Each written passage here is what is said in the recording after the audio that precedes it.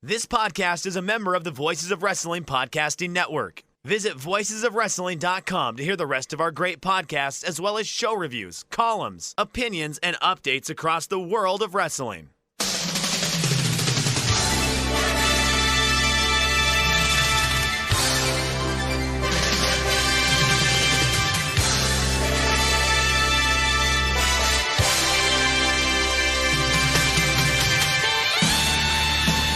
Hello everybody and welcome to the Super JCast. I'm Joel and Damon, joined by a hopefully fully recovered Damon McDonald. Damon, I'm going to start off with a question for you from Swordfish. What's worse than a root canal, Bad Luck Fale in another G1, or they extend the World Tag League with more days? Well, it wasn't that bad. You know, the issues, the tooth issues. I was explaining to Joel that it was... I don't know. I had it Saturday. Actually, I went out with our good friend Mackie from me. From where? From he doesn't do anything. He sits at home and watches. From me, your imaginary friend, Mackie. Right. He sits at home and watches college football. I went out with him, and then I got home, and it was it was kind of achy, but I had a couple beers, so I didn't really think much of it. And then the next day I woke up and I was like, oh, fuck, this is really weird. And I thought it was just I don't know. I don't know why I thought toothaches went away, but it didn't. And then the next day it was really hurting. So I just called and they had a spot the next day and they got it done and blah, blah, blah. So honestly, there's really not a big story behind it. It's just that my mouth was really sore to record and talk for 2.5 hours about pro wrestling. So plus it was World Tag League. And not to say that played any factor in it. It was more of I just couldn't talk for 2 hours. But if it's going to happen, lucky for us it was then, and not now, because from what I understand, we have a full slate, a full platter of New Japan Pro Wrestling news and information and fun and excitement and hype. And somebody's just riding down the street in their bike in the rain, and I'm hyped. I'm ready because I think I woke out of this refreshed. Missing a week. So all things work out in the end. Yeah, trust me, listeners, you didn't miss out on anything. My notes were bare. The show would have been a disaster last week. So we've got a jam-packed edition this week. The road to Wrestle Kingdom has well and truly begun, Damon. I can't wait. I know we talk about it all the time, but I can't wait to get out there in Tokyo, eat some tasty food. We got Fraser reaching out to us. We're going to go for a lovely meal with Fraser, and that's a guy who knows his food. And I'm almost as excited about eating a meal with Fraser as I'm Wrestle Kingdom. Here is a suggestion for you for our dinner with Fraser. I've sent you on WhatsApp. Tell me what you think about this idea. It's Chef Lance Archer. He's preparing a fine meal. I like his chef hat and everything. He looks like he's the real deal. He's preparing one piece of shrimp, it looks like, though, on a gigantic griddle. I don't know if I bet you could whip up a meal. I bet you it's heavy in protein. Yeah, but he's got he's into the horse meat, isn't he? No, when I had it, it was with Elgin. We went to a restaurant that he suggested. That was because we met up at the New Japan store, and there's a restaurant right on that strip, right across the street from where the old Champions would be. It might still be there. And that's where he was like, Damon, get that. Trust me. He's like, I'm not fucking ribbing you. I'm not, whatever. Because I'm getting it. I was like, all right. And plus I had about, like I said, the same story with the 2 strong zeros already in it, like 8 o'clock in the morning. And I had it there. And it was, like I said, a lot of it is just keep your mind off what you're eating, but the actual taste of it was pretty good. I'm not gonna lie, but yeah, that's where I had it with Elgin. I think I've had it before. I think I've had horse sashimi at one of the kaiten sushi, the Kavewa places. If I remember correctly, it's very rich, kind of fatty tasting. Mm-hmm. Is that right? Yeah. Yeah, like quite gamey. Yeah, but think of like a raw. Or like, in the States, it's like raw is pretty much well done anywhere else. But yeah, I mean, it's a piece of meat that's not cooked, and it's horse. I mean, I don't know what else to say, but it's good. I can't say that it's not. I had it. I tried it. And as long as you can kind of block out that mental image of a nice little horsey, you're good. You're good. And for the vegans and vegetarians that are listening, my apologies. But it was damn fucking good. Right, most important thing I want to plug straight away is our Super JCast year-end awards. Yes. The ballot went live on December the 1st. So first of all, massive thank you to Pete, comms, at comms_Pete on Twitter for all his hard work compiling the ballot. You are the man. We couldn't do this without you, Pete. So thank you very much for doing that. Last year, Damon, I think, how many ballots did we got? I think we got around 550. I can't remember the exact number. Yeah, I think it was like 6. At the moment, I thought it was like 6. For whatever reason, the number 6 sticks in my mind. So we're in that range. Yes, sorry. So we have got 266 so far, but we haven't podcasted since doing it live. So now, listener, if you're hearing this and you have not yet voted in our awards, then pause the podcast, get onto Twitter, twitter.com/TheSuperJcast, and our pinned tweet is the ballot for our 2019 Super Jcast End of Year Awards. Every vote matters. I've had a look. Some of them are neck and neck right now, so I'm really excited to see how this turns out, Damon. Have you compiled your ballot yet? I did the first day it was released. I did. Which is shocking for me because I am that procrastinator, as we all well know. I owe you a day of drinking based off of my procrastination. I still have Wrestling Omakazes, John Carroll's ballot that I still have to do. It's one of those things where I know I got to do it, I do it, but I am a last minute Lou. I don't know what it is about me, but I just seem to work better in that regard. So it will be done. But yeah, if you haven't done it, get in. It's fun, and it's one of those things that, again, we talk about it a lot, but people mention it to us, that people that in the know, people that we speak to. I don't want to sit here and say they use this as a guide, but in some cases, it is a barometer of what the Western, as we call it, and we include everybody, and even, I don't even want to make it seem like that there aren't people that live in Japan that they vote. Everybody votes. If you're a fan of this product, absolutely your vote counts and your vote matters. So I would say get in now, do it before you forget. When is the end date? Did we set a final end date on this, Joel?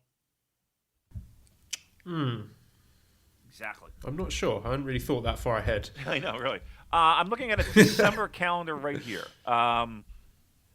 We got by the way, we got 558 votes last year. Okay. Because I was in two minds about this, because I thought maybe we might have lost a chunk of those voters because of the AEW split. So maybe there's a lot of elite fans who are no longer following the products. Or I don't know. I'm excited to see whether or not we hit that number. But yes, we need a deadline for this, don't we? We do. Today is December the 9th already. My Lord. I say, you want to make it the 23rd? Right before Christmas Right Eve. before Christmas. Christmas Eve. Yep. I like it. Yep. Christmas Eve. And then that'll be a lovely Christmas present for whichever wrestlers are getting the awards. Now we're talking. And then, so right around that time, Christmas Eve, would we do the show? Would we do the award show on the 30th with our preview of Wrestle Kingdom? I know we're doing a lot of behind the curtain stuff live, but how do you see this being worked out, Joe? Well, I fly out to Tokyo on the 30th, so There you go. Okay. I think I'd rather do the show on the 29th. Yes, me too. Okay. If that's all the same to you. Yes, that would work. We'll see. We'll play it by ear, but that would be better than me having to record a show in those tiny little APA business hotel rooms. Yeah, they stink, don't they? I guess, again, being that we're doing production meetings, I'm bringing my stuff. Am I correct? Are we doing a face-to-face show while we're there? We only have a very small window when we're there at the same time. You leave on the 6th, right?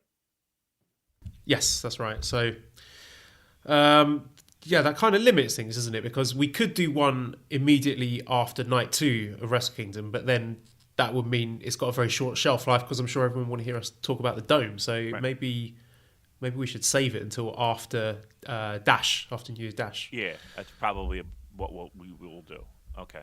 All right. So there might be a little bit of a gap. Maybe we have some type of instant reaction show. Maybe we do something quick. But yeah, we'll figure out schedules, but it's going to be a little tight. And then we had some surprises that we may want to do throughout. So it's going to be jam-packed. Rest assured that we'll have plenty to talk about come Wrestle Kingdom December. But as of right now, let's say that Christmas Eve for the Super JCast Awards is your deadline. So rewatch your matches, get your figure it out. Christmas Eve. Super JCast Awards are over. Moneybags from the Discord says, since we're in award season, has there been any point in the history of the Super JCast where the listeners could vote on their show/episode of the year? My personal favourite is the Best of the Super Juniors final review, both for the description of the Ospreay Shingo final and Joel's rant about people shitting on Ospreay on Twitter. Do you guys have an episode from the past year that you look upon fondly? Right, I need to clarify this. I wasn't complaining about people shitting on Ospreay. If you hate Ospreay, that's fine. I was shitting on people shitting on me for liking Ospreay. Right. Yeah, that was quite a moment. Parts of that day, when I look back on cringe, I said some bits have held up, but some bits I'm like, why did I say that? That was a stupid thing to say. But there you go. I hadn't really thought about that. Maybe that would be something you could do, or people could do on the Discord if the fans wanted to get involved and come up with their own award categories, maybe some funny, light-hearted awards. But I think we've done enough work on this, Damon, so maybe hand that one over to the listeners. Yeah, I'd like to hand that one. I still find the Royal Quest one with Dan on and his recollection of the Michael Craven situation was a highlight for the Super J-Cast. Yeah, I might go that route, but we've had so many cool memories. But I'll leave that up to the listeners. But if I needed a quick vote, I would say that would be those two are high on the list for sure. And Mark says, with award season in full swing, who are your non-New Japan wrestlers of the year and matches of the year? Christ. I'll tell you what, one match that kind of pops in my mind, it's not going to get any votes, but I so fucking enjoyed it. It was the Rev Pro show from New York, and it was Suzuki and Zack against Tana and Ospreay. I really enjoyed that match a lot. I enjoyed that whole weekend, really. But non-WWE, or excuse me, non-New Japan. I liked I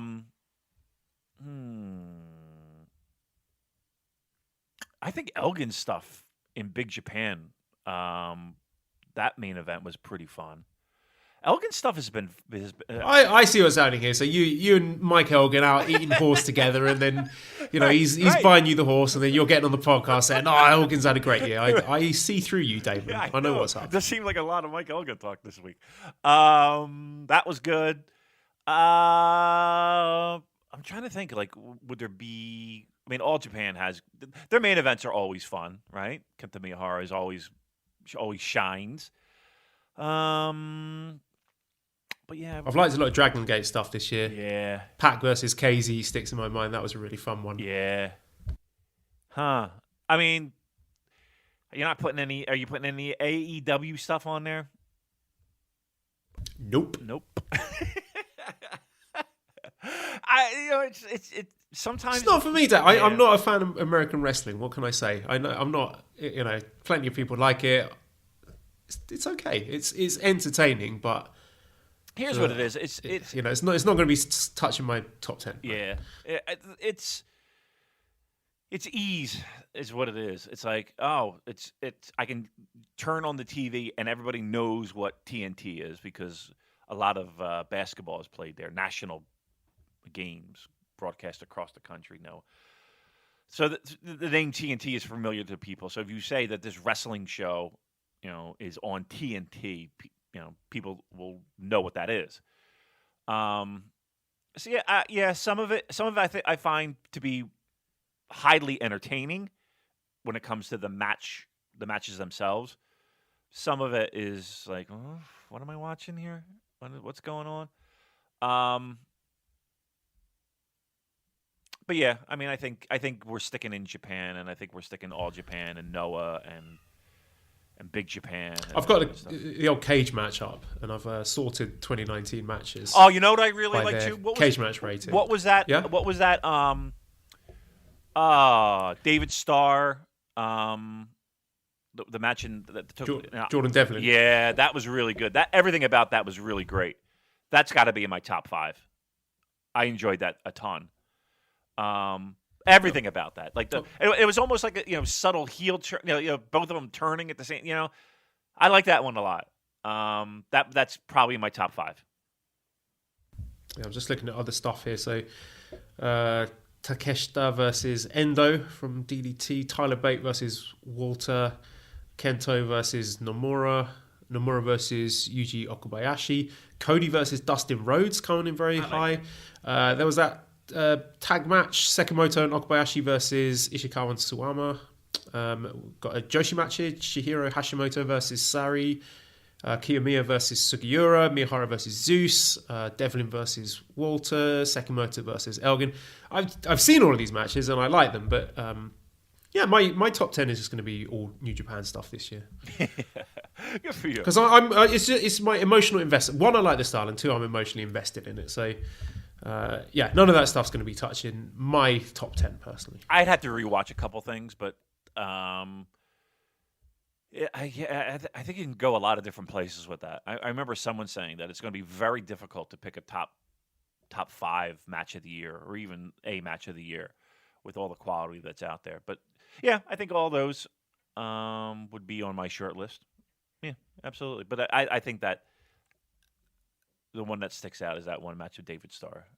That one really sticks out to me a lot. So okay, there you go. Quick plug as well for the post-wrestling podcast Thunderstruck, where I managed to trick WH Park into watching a really bad match between Jushin Thunder Liger and Taichi, and you should check that out and listen to how annoyed WH gets, because it was a lot of fun down my end. So you can check that out. Where can you find it? I guess go to post-wrestling and you will find Thunderstruck with me and WH Park talking Taichi versus Liger from the 2017 Best of the Super Juniors. Yeah, it's worth going out of your way. Again, all of those that WH Park does with his themes. He always comes up with the good themes, and this was another great one. And I think I was involved in that with the first one, and I actually listened to one, and it escapes my memory because it is 6:00 in the morning, but they did one with an El Samurai match that I remember being really fucking great. I love it. I love matches with his where masks get ripped off. I fucking love it. I love nothing better than a mask hanging off a face to help juice up a match. But they've been talking about that match, and that was really good. And that kind of got me inspired to go rewatch a bunch of different Liger stuff. And I can't believe it's only a handful of days left, and then away we go. So it's going to be a sad moment at the Tokyo Dome. A lot of drunken tears being shed. So we all have that to look forward to. Yeah, by the way, listeners, Damon doesn't know what any of the cards are for either the Road to Tokyo Dome Korakuen shows or either night of Wrestle Kingdom itself. So I thought we'd do a live reveal, as we did for the G1 Supercard at Madison Square Garden, and see how Damon responds to that. So let's try and blaze through these news items quickly so we can do World Tag League Finals and then get into that, because I'm sure, Damon, you're very excited to find out what we've got in store at the Tokyo Dome. So I'm going to start off, just quick thoughts. Vase Collector 420 says, what do you guys make of the new NJPW collection app? Who was your first card draw?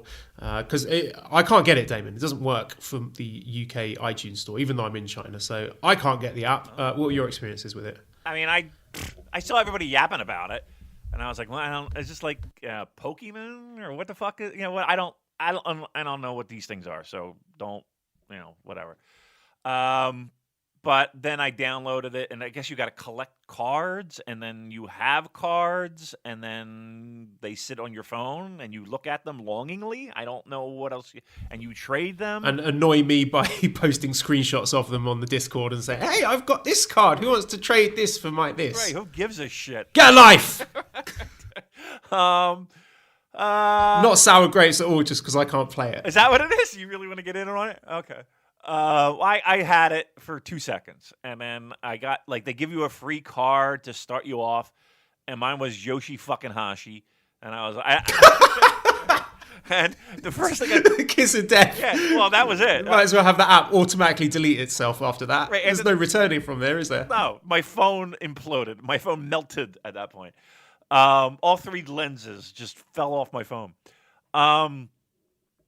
Yeah, and then I was like, at that point, I thought of that one time where you went to Lawson's right at the Tokyo Dome, and you were getting those the toy things, and you open up, you don't even know what you get, and you open up, you're hoping you get somebody good, and you got like fucking Togi Makabe or something like that.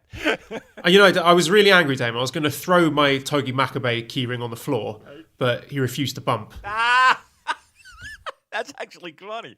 Good job by you. Oh, Lord. I remember that. What do you mean that's actually funny? Are you insinuating that all my other great one-liners are unfunny and bad? No. It was that was legit funny. Come on. No, and I'm not saying that the other ones aren't. No, you took the wrong way. Sorry. But that was my first thought when I got that Yoshihashi card. I was like, what the fuck? And then my interest fucking fell off the cliff at that point. So, yeah, it was probably on my phone for all of 8 minutes at the most. And then I was like, why? I'll never look at this again. And I don't care if I get a 4-star fucking Naito. I don't care.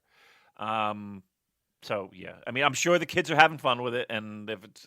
do you have I guess...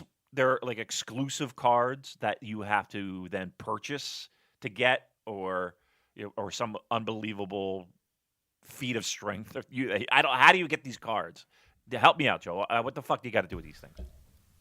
I guess you either trade them with other people or pay for them. I think there's little microtransactions that you can do, which I hate. I mean, I think the whole trend in the gaming industry towards loot boxes and microtransactions is really insidious, personally. Yeah, I mean, it does nothing for me. So, okay, so it's a waste of time, is what you're trying to tell me. It's a, it's just a bit like this podcast. Exactly. All right, so yeah, it was on my phone for 2. I hope they're making money with it. I don't know how they would make money with it. I don't know how it would work. If you're having fun with it, great. Keep collecting. I'm okay. I'll be okay without my 3-star Zack save. Is there a Zack card? Is every wrestler represented with a card? I don't care, Dad. You talked about this for far too long. I was just expecting a pithy little story about the Yoshihashi card, and then we're going to move on. All right, go ahead. All right, Yoshihashi. All right, I got the card. I deleted the app. Bye. Okay. Business here. So Dave in the Observer said that Dave Meltzer, as of December the 3rd, both nights of Wrestle Kingdom are ahead in ticket sales of last year's show. So a couple of questions here. John, host of Wrestling Omakase on Discord, asks, how surprised are you guys by the news in this week's Wrestling Observer that both nights of Wrestle Kingdom 14 are ahead of Wrestle Kingdom 13's ticket sales pace as of December 3rd? And is there still time to call Kenny and the Elite to save the shows? And Leo Papismedov on Twitter says, with this year having revenue up and Wrestle Kingdom is on better track than last year, it seems the Elite departure didn't affect New Japan at all, and it goes to show how strong the bench in New Japan is and ready to step up. So your thoughts on these tickets selling like hotcakes? I love it. That's what we all want to hear, right? That's the big show of the year, 2 of them. We were all a little concerned in the back of our mind, right? Because of the scope of this endeavor. But it looks like it's doing very well, and it is on the weekend. That I'm sure that helps, and I bet that would help improve walk-up sales or any last-minute ticket buyers in that regard. And I think the shows themselves, even what we know, there was a lot of talk about how you can't give away Naito and Okada. On one day, and the idea of a tournament and people in Osaka booing and all this stuff. No, I think people are hyped, and I think people are excited. I think people are traveling in. I think people are excited for the idea of 2 nights at the Dome and the celebration of pro wrestling, as we like to call it. So, no, I'm thrilled with that news. The idea that Kenny and Bucks and Cody and all that stuff is going to hurt. I mean, we kind of felt that it wouldn't hurt from a Japanese perspective, right? Now, again, you can argue about American expansion, and you can argue about Hot Topic T-shirts, and you can argue about all that stuff. And I think that's a decent conversation to have. But when it comes to New Japan in Tokyo, and again, it hasn't always been like this. It's been peaks and valleys, just like every wrestling promotion has, and pro wrestling in general, and the interest in pro wrestling. We're on an upswing, and that's good. And we have the people that can help carry that upswing. And 2 nights at the Tokyo Dome, outpacing ticket sales from previous years. That is a positive thing. There's a positive buzz with New Japan Pro Wrestling. And again, I like to say this, that helps other promotions, right? You mean to tell me that Noah, who's running the afternoon at Korakuen Hall, is it the 4th that they're running or the 5th? I think they're running the 5th. They're doing the 5th. I think it's Tokyo Joshi Pro who are doing the 4th. Okay. Both of those promotions are going to do well, right? Just for people that, maybe they're not alcoholics like us, right? and they want to go do some pro wrestling. Me, I'm going to be outside both fucking nights. But yeah, I mean, they're going to benefit. Every promotion's going to benefit. And what is it? High tides raise all boats. Is that the saying that's here? Yeah. Well, yeah. There you go. There's a perfect example of it. So as New Japan's success grows, I think that is a trickle down to other promotions and helping them get their building sold and help them make some money as well. Sticking with that topic, there was an interesting interview with Rocky Romero at SoCalUncensored.com. I'm just going to read a quote from here from Rocky. He says, so that's why the plan, I think, has always been, let's run 2,000 seat venues. That's probably going to be exactly where we fall. And funny, that's exactly where we're falling now, right? So it's like 2,000/3,000 seat venues. We could probably do a big show every year, Staples or MSG, whatever and do well for like a super show type thing. The plan has always been to make a foothold in America, run it similar to the way it is in Japan, where it's basically a touring product and a merchandise product. That's what we're building on. We think that we're a very good live experience for people to come and actually watch the shows. I think we're really good at that. It's like a tight show. It's 2.5 hours or something. It's not like 4 hours, and the presentation is very professional. So I think that's kind of like what it's all about, us. They said in the press conference, like 20 or 25 shows a year, all through different areas, all throughout the US. Basically, we want to bring the product to you. We want to build our fan base slowly from the bottom, every step of the way.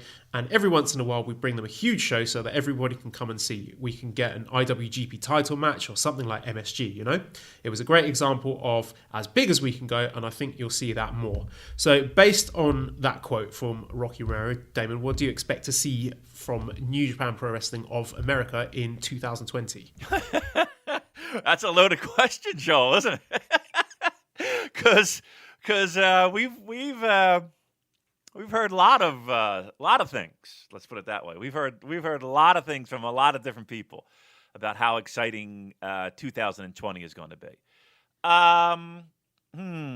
There's a lot to sink your teeth into in that quote from Rocky Romero. The fact that remember that press conference, and they stood up there with that map and they had the different regions of the United States. Keep that screenshot somewhere at your desk, kids, because I would not be surprised if we see a lot of that in 2020. Also, being in sports, being a sports media professional like I am, I do talk to people who rent buildings and who would know those kind of things, right? Big buildings, right? Big buildings. So, yeah, 2020 will be... Look, I'll say this. Here's what I'll say, Joel. No matter where you are in the United States... Remember our biggest complaint was, well, people aren't always going to fly out to fucking Long Beach, right? We always, spread out the love. There's plenty of New Japan Pro Wrestling fans. We can't travel all over the fucking country, right? Well, I've got a question. United Way says, what are your opinions on New Japan seemingly doubling down on California? Is there a location in the US you think is stronger than the greater LA area? And I think that's what we're going to see next year, right? I think so. Again, East Coast... I've said it 1,000 times, is that the East Coast is a hotbed for pro wrestling and New Japan Pro Wrestling specifically. And again, if you're looking at a New York market, you can draw from Philadelphia. It's a very short train ride or even a car ride, right? You draw from points north down to Manhattan, right? Boston, Massachusetts, Connecticut, all that area. And, of course, the 5 boroughs. So you have a lot you can dip your toes into when it comes to that. Again, they, summertime, buildings are pretty empty. Aside from concerts, there are no sports, right? And again, talking about that sports background, the New York Rangers or the New York Knicks, they stink. They're not making any playoffs, and it wouldn't go that deep into summer months, right? Because seasons usually end. But and I hear. Listen, I spend a lot of time in the summer in New York City. I think that's a wonderful place. So there could be lots of possibilities when it comes to summertime in the East Coast. But no matter where, my point was, no matter where you are in this great land of ours, I'm proud to be an American. Oh, I hate that song so much. Anyway, I think you won't have to travel that far. How about that, Joel? You won't have to travel that far. So if you live in Chicago, if you live in Detroit, if you live in Texas, if you live in California, if you live in Charlotte, if you live in... And again, I'm just rattling off random cities in our great country of ours. I'm very much into our geography. You might, not have to travel that far in 2020 to see a New Japan Pro Wrestling show, right? You might not. So fingers crossed, everybody. Lots of dancing around there on this answer, but but I think very smooth. Yeah, really like sandpaper. But you stay tuned to these channels because you never know. You never know when you might get a Christmas gift or a New Year's Day gift of some news that might come your way. So again, it's the holiday season. We like to give, Joel. We like to give. So maybe we'll do some giving over the holidays. Topher Lamb says, would either of you like to see either Sin Cara or Luke Harper in New Japan following their release from WWE? And Hit the Books Pod says, with all of the upcoming potential contract releases, which wrestlers do you think will have a perfect fit in New Japan of America, and what's the ceiling of New Japan in the Western wrestling landscape? I mean, look, I think Harper's got a name, right? I think people recognize him. Is he a type of guy that people are going to pay money to go see? That I don't know. I don't think that there's any interest in Sin Cara, like that version of Sin Cara. I can't imagine there being much interest from a New Japan Pro Wrestling perspective. Harper, what do you think, Joel? Is he worth that? I've never seen anything in WWE that other people were seeing and saying that he's some sort of breakout star. Yeah. Maybe he just wasn't given the opportunities in WWE. I understand that he's got a really impressive resume prior to joining that company, but I haven't seen much of it. So I would reserve judgment, but I don't know. I'd be surprised to see him end up in New Japan. And my assumption would be that he ends up in All Elite.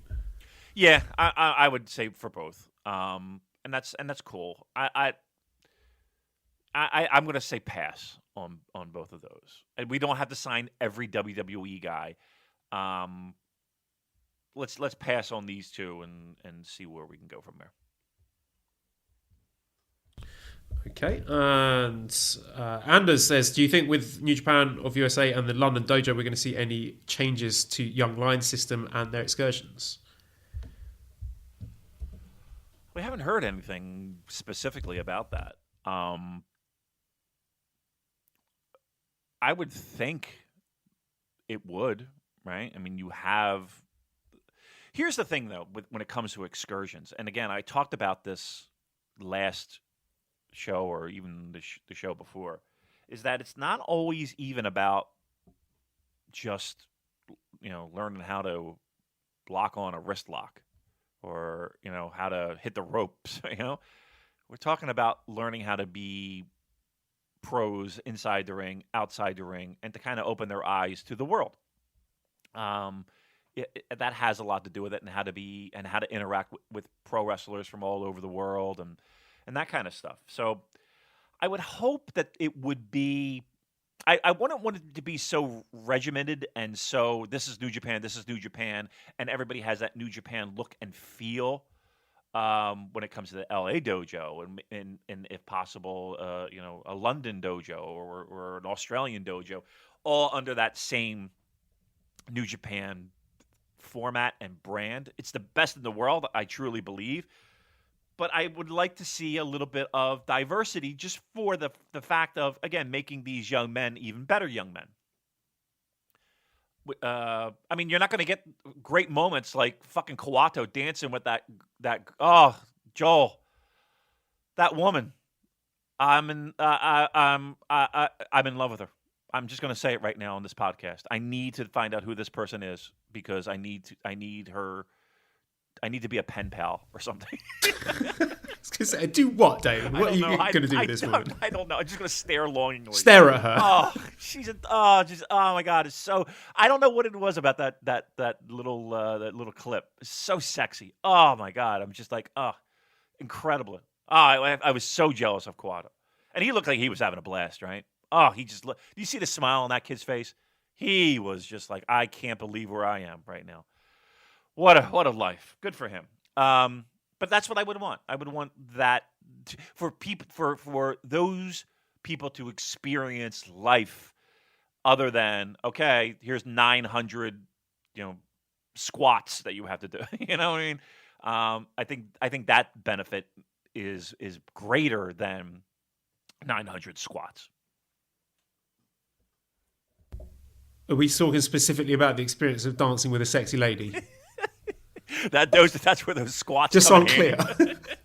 That's where they come in handy. He's got some thrusting power. He's got a little. Oh Jesus! he's got a little thrust in him. He's probably living. Well, here I am. We'll have some advice for you on the next ad read, which will be on the 16th of December. So we'll watch this space. We'll have some tips for you. Skunk says, is the US wrestling market too saturated now for New Japan to make a dent, or do you think that they have a chance to do well? Is a US promotion partnership necessary? And fuck ROH, Skunk adds. I don't think the US promotion partnership is necessary. I think, like Rocky said, they've carved out their little niche there. They're not going to do anything too daring, too risky. They're just aiming for those little 2,000, 3,000 seater venues with maybe one or two big shows in the year, and I think they'll do just fine. Yep, I agree with that 100%, and I think they'll slide right comfortably into that role. Like Kawato in. If anybody could just tell me who she is, just give me a name so I can look at her online and stalk her via the internet. Oh, I don't know. She's just so, oh my God, so sexy. So fucking sexy. Right, changing the subject here. Sticking with fuck ROH. There is going to be no Honor Rising next year. Looking at the calendar, so the slot where we would usually have it, there's nothing there. There was an interview with Harold May. This was on SEScoops.com. I'm reading this from. And Harold said he did not rule out the possibility of the two wrestling promotions working together. He's talking about All Elite here. He says, right now, AEW is still in the exploratory phase. They're trying to establish themselves as a brand. What is that brand? They're about 1 year in, and we're starting to see what their brand is all about. Then we'll have to see if that brand fits our brand, of course. And he talks about the relationship with Ring of Honor, and he says, if the newly formed New Japan of America promotion will hurt their alliance with ROH. And Harold says, I actually think it complements a lot of the relationships that we have, especially with ROH, for example. As we do these shows and more fans fall in love with our product, as we do more joint matches with ROH, whether ROH comes to us or we go to them, the value of the total package increases. They would see that our wrestlers are very good and so are the ROH ones. When asked if ROH and New Japan would continue to share talent, May stated that they would. Oh yes, we're here for the long run with partners that we tie up with. Damon, can you smell something? That's called being a corporate, a fine corporate representative of New Japan Pro Wrestling. Let me juxtapose it with this. Meltzer said, this is a quote from Meltzer, I should note that in talking this week to Joe Koff, he said that right now, due to New Japan booking its own shows in the US, there is nothing in the books for any New Japan talent to be working for ROH. So we got Harold on one side trying to be the professional diplomatic stance and say, yeah, everything's fine, don't worry about it. And then ROH going, no, they haven't called us. No, we got nothing. But we know this. I mean, again, I wouldn't read too much into that. I mean, Harold is not going to go out on wherever he did the original interview to sit there and... He's not going to do a Tamatonga. No, right. He's not going to pick up their tag belts and chuck it against a wall. No. So, yeah, I mean, I would expect nothing less. And I think that... And here's the thing. I think that's a good thing. I think you need somebody with a level head and a clear... Again, I'm not the biggest fan of the corporate speak, right, in any sense. But again, I think an intelligent human being could look at that quote and see that, okay, he's got to say what he's got to say. He's not here to rattle any boats and make sure, he's not here for that. He doesn't need that headache in his life. So he's going to say those things. And again, you could point to World Tag League, right? We've used some Ring of Honor talent, but again, we kind of... Again, I say it a lot. We can't always sit here and be like, no, they're not going to have Honor Rising. Not happening. Fuck it.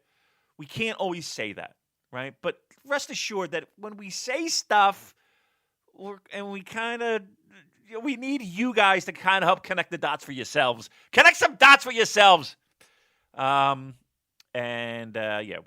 knew Honor Rising was not going to be happening for a while. You doing a Rovert there? Oh, we knew that already. We just didn't tell you. I did kind of do that. But we did tell you. For Honor Rising, we did. I mean, I sat here and gave you fucking 98%. I don't know what else I could have done besides say it's not fucking happening. All right? So, again, help us out here. All right, Curtis, a couple of Stardom bits. It may or may not be relevant, but I thought I'm going to share them anyway. Milano Collection 80 will be an official Stardom coach and conduct training at various times through the month. And another thing which I thought was interesting, considering how New Japan is run, this is from the Observer newsletter, we're told the higher-ups want to focus on Kimura Hoshiki, Utami Hayashishita, Iwatani, and Tam Nakano to market the company, and not so much on Momo Watanabe, Jungle Kyona, and Kagetsu. So Bushiroad, they're just... I don't want to say hunks because I think all of those people that I just mentioned are hunks. But if you look at the New Japan Pro Wrestling model, they do tend to feature conventionally attractive people more heavily. And it looks like Stardom are going to be going in a similar way, which I think is a shame because I really like those three wrestlers that were mentioned as people that are not going to be focused on so much. But you can see the parallels between the two companies, right? They flat out said we're focusing on these people and not these people. That is what Dave was told, yes. I mean, why would they, can I ask just a question out of the blue? Why would they tell Dave, we're going to focus on these three people and not these three people? Like, why would a company tell Dave that? You'd have to ask Dave that. You know what I mean? Like, why would anybody tell anyone that? Like, that makes... And because of the reasons that you gave, right? Like, how would you like to be those three people in Stardom and be like, well, go fuck your mother, right? Right? I'm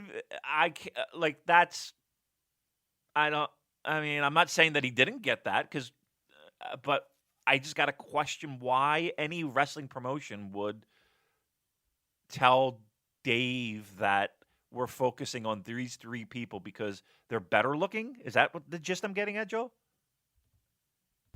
I took that as a subtext, yeah. I mean, maybe I'm wrong, but that seems to be the implication. Wow. Okay.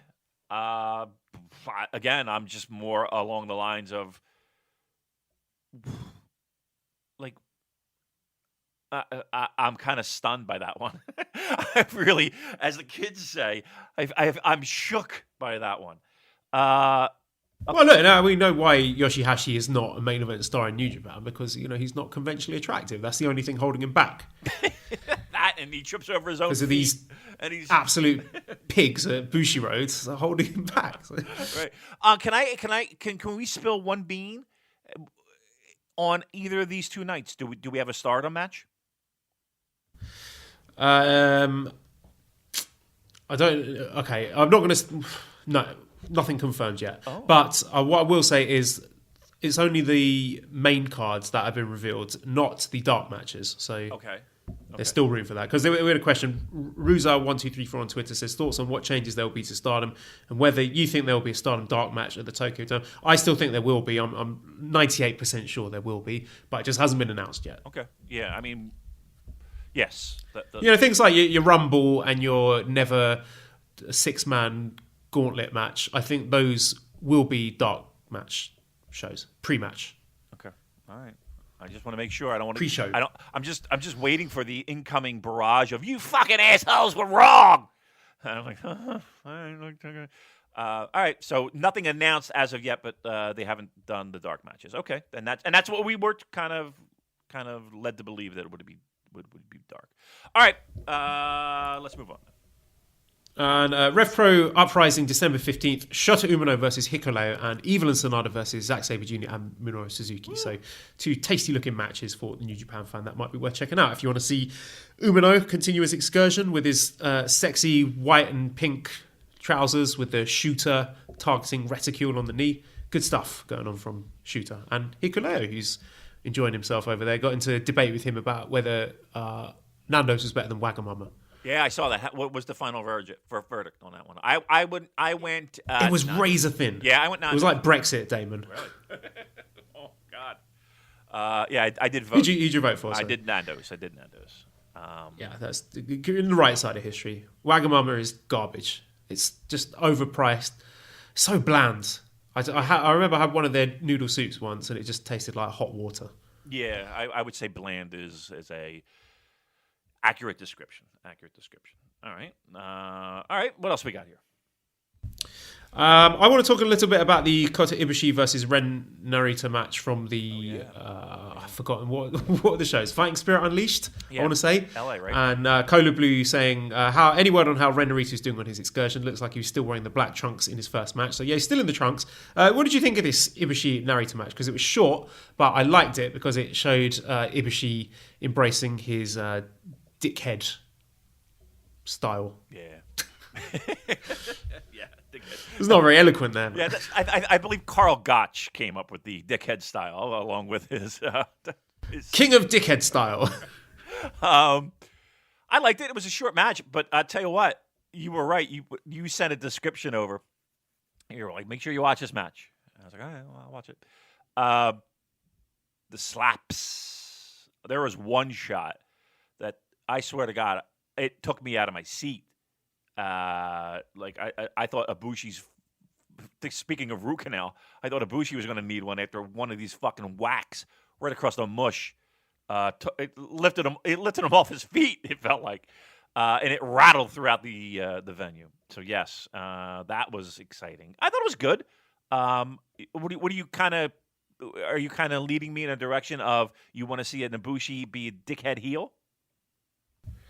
I don't know about full heel turn. I'm going to keep my powder dry for that because it is something we'll discuss later. But it's a really good match if anyone wants to check it out with Ibushi just being a bit of a knob. So fun match there. But you can see I'm sorry. Just one more point. I'm sorry. I know we do this a lot. When you have ultimate baby faces, when you take them out of that element a little bit and they get that dickhead element, it is always so great. Right? Remember Tanahashi in DDT and how he would shit on DDT when he was there, be like, this is fucking a Mickey Mouse promotion, and I'm fucking Tanahashi, and I'm sitting here with these fucking numbnuts. Liger when he gets fucking grumpy, and Tiger Mask when he gets grumpy. And again, if you could throw Ibushi in that mix to get that, again, ultimate babyface, but just showing a little different side to that personality, it is almost always great. So yeah, I mean, I'm all in for not all the time, not a fucking heel turn. We're not turning him into Jay White, but little elements of being and we saw this in World Tag League a little bit. Just being a dick, just a little bit of an edge, a little bit of sandpaper. I think that makes quality entertainment. Moving on to the World Tag League, N-Robot on Twitter says, could you do a brief recap of recommended World Tag League matches so far? I've not been able to keep track and it's built up and got out of control now. No, I can't do that. What I will say is you should go on voicesofwrestling.com and read the reviews from Harley Duncan, who for the second year in a row did all of the reviews for the entire World Tag League because he's a maniac, but his tastes align usually pretty closely to mine. So you look at Harley's recommendations, and if he's gone more than 3.5 stars in a match, it gets a thumbs up from me. There was one that I particularly enjoyed, I think it was Night 15, where I can't even remember who they're wrestling, but there was a real love-in between Zach and Taichi. Taichi singing and Zach saying, like, oh, what an amazing voice, and then when Taichi's flexing his pecs, Zach's face, his jaw dropped, his eyes went all wide, and yeah, that might have been my favourite moment up until the finals. Oh, and Kenta's promos as well. Have you watched any of these? Yeah, his backstage stuff has been pretty great. As I sit here right now, everything was solid, but nothing was great. Nothing's going to like you're not going to sit back 6 months from now and be like, oh my God, remember that night 14 from World Tag? No, that's not going to happen. God bless if you're one of those people that powered through all of it. But I would say the majority of the people that I talk to and the majority of the things that I've seen online, people have hopped in and out of World Tag League until the finals. And I thought the final show was very good. But yeah, it's just... Look, I know we started off hot. The first night was pretty good, right? We like that. We like the first night. And then you kind of get into that again, week 12 or 13, and you're just like, oh, I just want this to get over with, get to the finals. Because week 12 and 13, fucking hell, how long is this tour? You know what I mean? Nights, whatever. It felt like it. It felt like weeks. It felt like it started in fucking March. But it is what it is. What are you going to do? You get through it. And my recommendation, this is not a G1 thing where you want to tune in for every match. This is kind of use other people as guinea pigs a little bit and see what other people are saying, and you can hop in and out. And I think that's what the majority of the people did. I was just on Instagram, and Great Okan has uploaded a video of him stroking a cat, and the caption is, "He feels absolutely good." There you go. Beautiful stuff. Yeah. Okay, so let's get into the show itself, the World Tag League Finals. This was Sunday, December the 8th in Hiroshima Green Arena, and the first match was Yuji Nagata and Manabu Nakanishi defeating Hiroyoshi Tenzan and Satoshi Kojima. Nagata getting the win over Tenzan with the Nagata Lock 2. And notable here, some amazing shout-outs from Kevin Kelly. Damon, let's just make the circle jerk complete. That's the best English-speaking announce team, for my money. Kevin, Gino, Chris.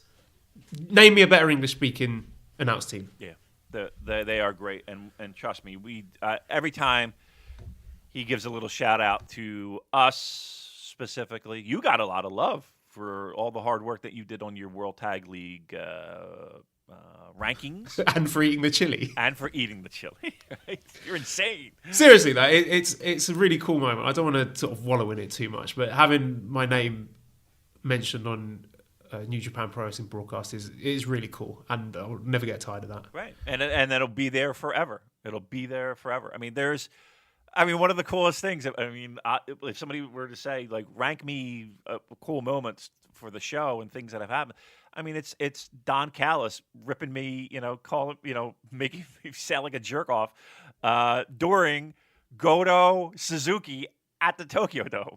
Right? They spent more time talking about me than they did talking about Goto, right? Which I still will never forget. Sitting in Tokyo Dome, having my phone blow up, as they're discussing me being a jerk off. But we do appreciate it. And again, I know Kevin, he appreciates the work that, an Andrew Rich does, and that we do. And Chris Amsa. Yeah, who does an outstanding job as well. And again, I think the best part about that, Joel, is the fact that pro wrestling is pretty great at not recognizing fans, right? And when things go great, you don't really hear about it, and when things go bad, it's they're a bunch of marks and smart marks, and can you just sit back and watch the show and all that nonsense? And Kevin kind of understands that that's probably not the best way to go, and that he has valuable resources out there that he can tap into to help make these broadcasts better, and vice versa, right? Every time we get a shout out, I'm sure our Twitter followers go up, our downloads go up, all that stuff. And it just adds a nice air of authenticity to the nonsense that we do. 45% dick jokes, 50% pro wrestling, and 5% cats. So it is nice to hear. And yes, I do agree. And here's the other thing I like about what they do. And they kind of talk about, like Nakanishi being low in points and Rennari being low, being the pin eater. And they don't shy away from that. They present it in a way to not bury the poor guys, right? But they do acknowledge the fact that, hey, he's got to really turn it around, and he's looking for a better 2020, and he may not have had like they don't shy away from that. And they don't insult your intelligence is what I like the most. And they use stats and they geek out a little bit. So yeah, it's my cup of tea. I think they do a great job. He'll win Announcer of the Year. If he doesn't, it's a crying shame. But yeah, that 3-man booth, and again, you can even throw Rocky in there as well. They make. I think the biggest compliment people can give them, longtime New Japan fans, is they were always, I'll never listen to English commentary. I'm all Japanese. But I think the majority of people will not only listen to the English commentary, but they know that it helps complement the great pro wrestling that they're seeing, and that's the best compliment I can give. All right, I've got 2 questions for you, Damon. Out of these 4 guys, so Tenzan, Kojima, Nagata, Nakanishi, do you think all of them are still in World Tag League next year? And also, who do you think was the worst guy in the World Tag League? I mean, I would hope. Here's the thing. I think Kojima could still go. I think Nagata could still go. If they decided to form a tag team, I wouldn't have a problem with that. It's the other 2 that just, it's a struggle, right? Poor Tenzan with his fucking ankle, he can barely walk. Nakanishi's Nakanishi, right? He is what he is. What are you gonna? I mean, he's every once in a while he'll do a dive over the top, and you'll shit your pants. You can't believe he's still doing that. I would be so thrilled if they split those 2 and they put the guys who could still go in one corner and then just kind of let the other 2 sit out. I think it's time. I would be okay with that. The worst one, I mean, it's between Tenzan and Nakanishi, and flip a coin depending upon the day. But what about Honma? I can't watch him anymore, man. It's not. I can't watch him because I feel so horrible for him because he's not what he was, and I think he knows it, and I think they put him out there for him to go and try his best, and I feel bad. He shouldn't be in the ring, and I would think someone would recognize that. And I'm sure it's more him saying, I want to be there, I want to be there, I want to be there. And I think it's a miracle and modern science and whatever higher being you believe in, if any, that he's even in a ring, right? I think we can all agree on that thank whoever you want to thank, that he is able enough to at least be in the ring. He shouldn't be in a ring. He shouldn't be in a ring, and it's almost uncomfortable at this point watching him in the ring. It's almost uncomfortable for me, anyway, watching him in the ring. Speaking of people who shouldn't be in the ring, the second match we had Colt Cabana and Toru Yano defeating Bad Luck Fale and Chase Owens. Cabana getting the pin over Chase Owens in 9 minutes 56 with the Superman pin. Lots of ha-has in this match, Damon. Yeah, and that's what they bring to the table. But here's the thing. If you are a fan of that, and there are plenty, and as a nice palate cleanser, I can enjoy it, right? I know I'm getting the sorbet, right? They're good at what they do, right? Do you think that they're good at what they do, Joel? So I'm being invaded by a cat here. Yes, I think they are. They have their moments. They are the quote unquote night off team. They add a bit of levity in what can be quite serious, grueling competition. So I'm fine with it. It's Yano Cabana.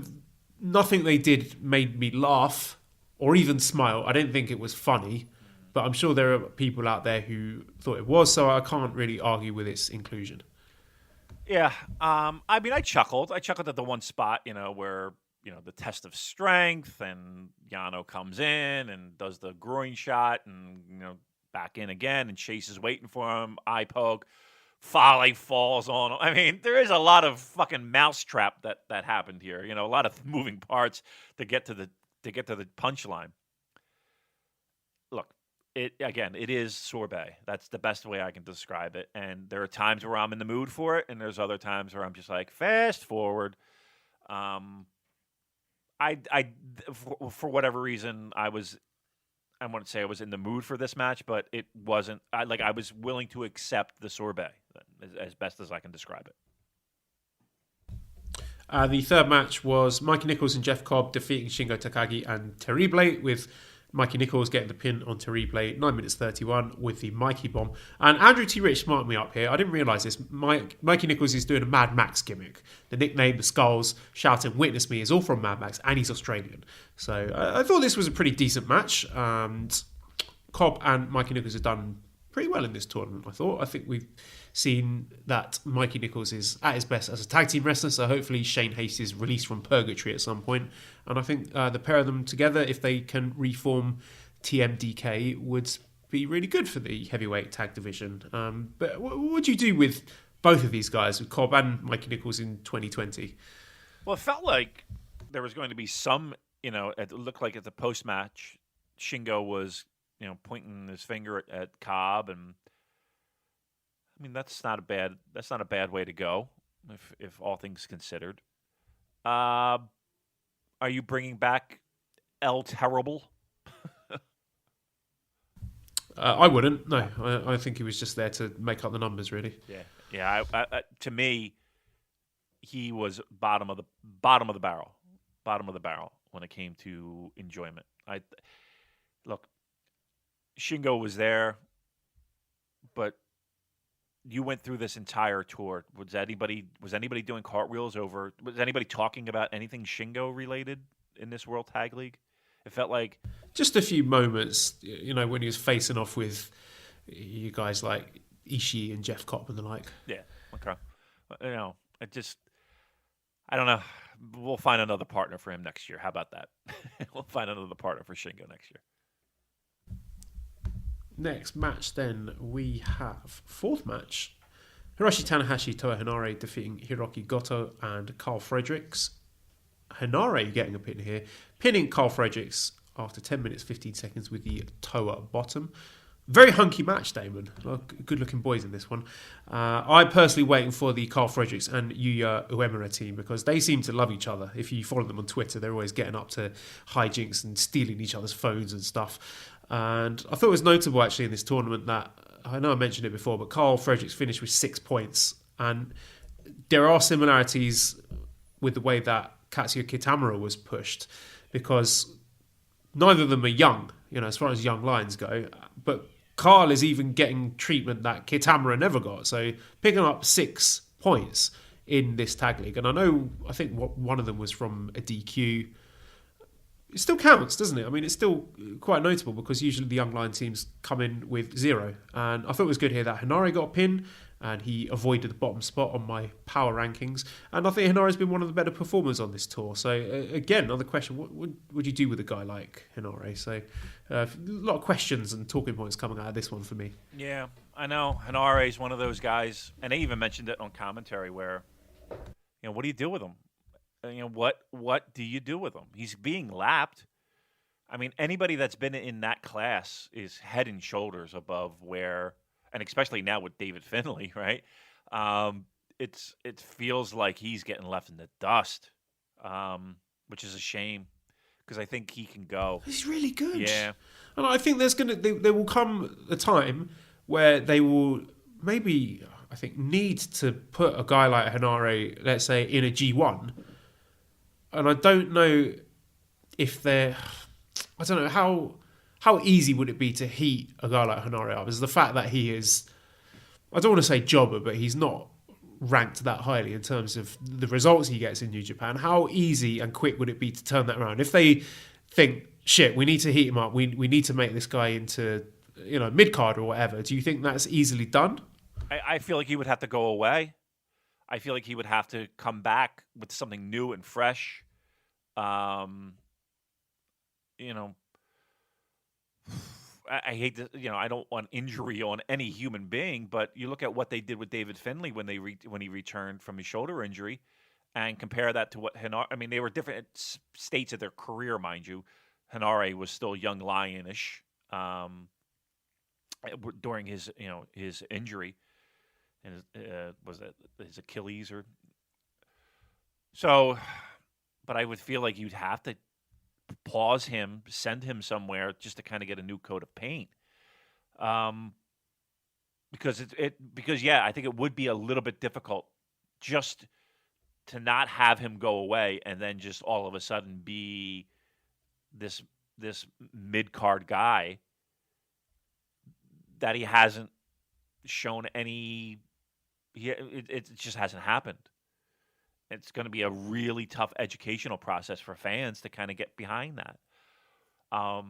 That little gap in David Finlay's career when he went away for that shoulder injury, I hate to say it, but it might have been the best thing for him, right? Just to get him out, just to get the rust off of him, get that stank off of him.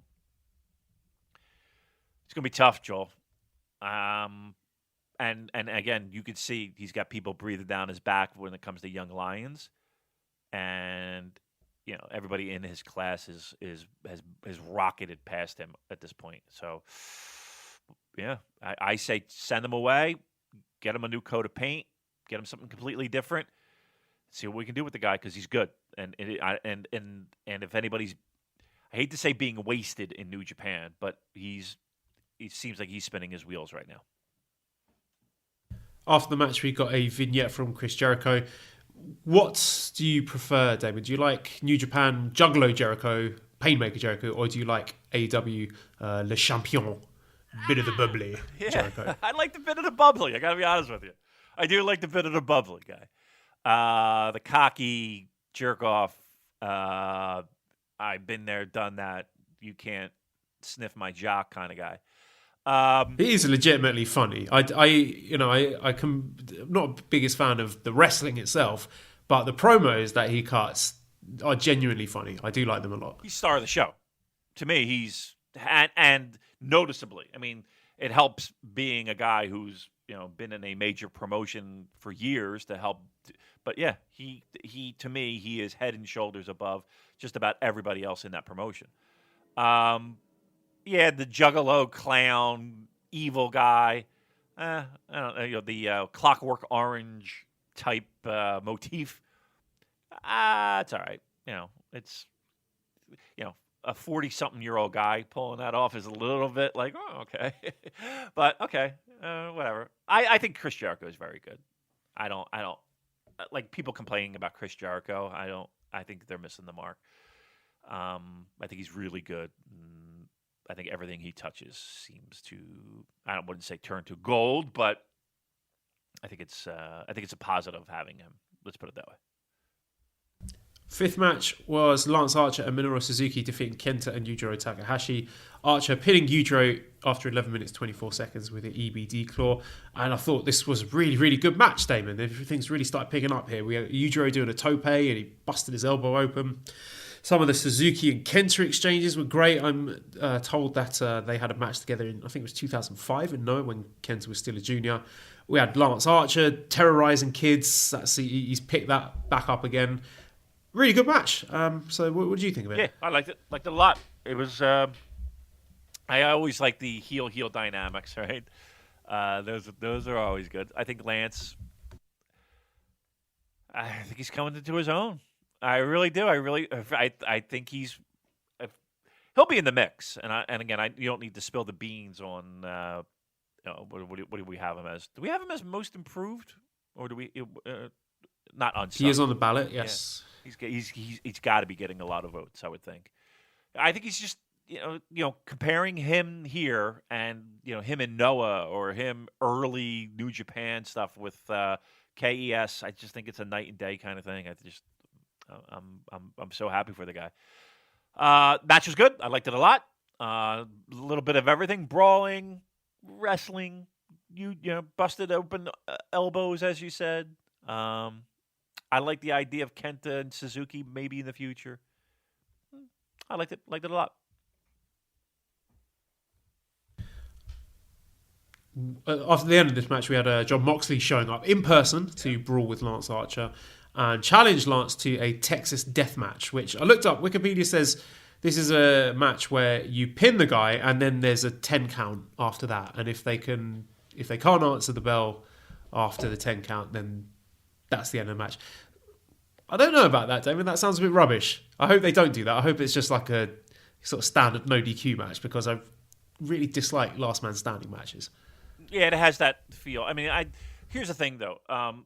The Texas death matches kind of. I've seen Texas death matches where you can't answer the bell. I've seen Texas death matches where it's basically just been a no DQ. So it really depends on what mood they're in and how they're going to deliver it. You're going to see plenty of furniture. You're going to see a lot of, chairs, tables, other other tools of the trade in this match. I think it's good though. Here's the thing. I was kind of surprised they flew him out like that. He was there, for just to have a nice little walk-in brawl in the crowd, and they flew him out. I thought that was I was waiting for just a video package, just to be the video package when they were talking to him, because that's Moxley's video, and I did not expect to see him standing there at the booth. So good for New Japan. I like the idea that they're investing in their product. I think the Texas death match is good. I don't have a problem with it. I would prefer a pinfall win, but yeah. Now let me ask you this: Moxley winning? Yeah, I was just going to ask you about that, because one, it's absolutely great to see Lance Archer getting a big match at Wrestle Kingdom. Totally deserves it. But Mox, surely he can't win that US title because of his contract situation. If you can't wrestle in the States, then you can't be the US champion. So I think that kind of rules him out for that. But he did attack Suzuki too after that. So I wonder if that is going to lead to anything. And I saw something on Reddit that says John Moxley reportedly staying in New Japan for the rest of his career. So Moxley said he'll be working with New Japan as long as he keeps wrestling. So it looks like they're in it for the long haul, Damon. All right. Hope so. I mean, I think he's an asset. Absolutely. It does make me question, though, was Lance Archer just a placeholder? Let's change the title with Moxley not being able to show for that show. Okay. Interesting there. All right. But I'll say I'm going to cross my fingers and agree with you, Joel, and say that Lance Archer retains that title. Without spilling any beans, at this point, as of writing, it seemed like there was nothing for Minoru Suzuki at Wrestle Kingdom. And I was just thinking, is that a mistake considering his advancing age? And we've got a few questions about Suzuki. Daryl says, what are the odds on Suzuki staying past Dash? I think there's still money programs left in him. Moxley, Shingo, Juice. Is it a case of New Japan having an embarrassment of riches talent-wise that they can't find a bigger role for the most believable heel in the business? Unless, again, I think a lot of this has to do with what his mindset is, what he wants to do. how he wants to live out 2020 and 21. You're not going to spill any beans on the show, but does he have any prominent matches in Wrestle Kingdom? No. Really? Wow. Like he's not on the show? He is, but nothing prominent. Uh-huh. Wow. Because I know they were teasing stuff with him and Shingo, but then they sort of seemed to quietly stop doing that, and I wondered if maybe they were saving it for maybe Dash or New Beginning, but as of recording, there's nothing significant for Suzuki at Wrestle Kingdom. Wow. Okay. Well, that's interesting. That does, I'm sure that does add a little fuel to that Suzuki walking away fire.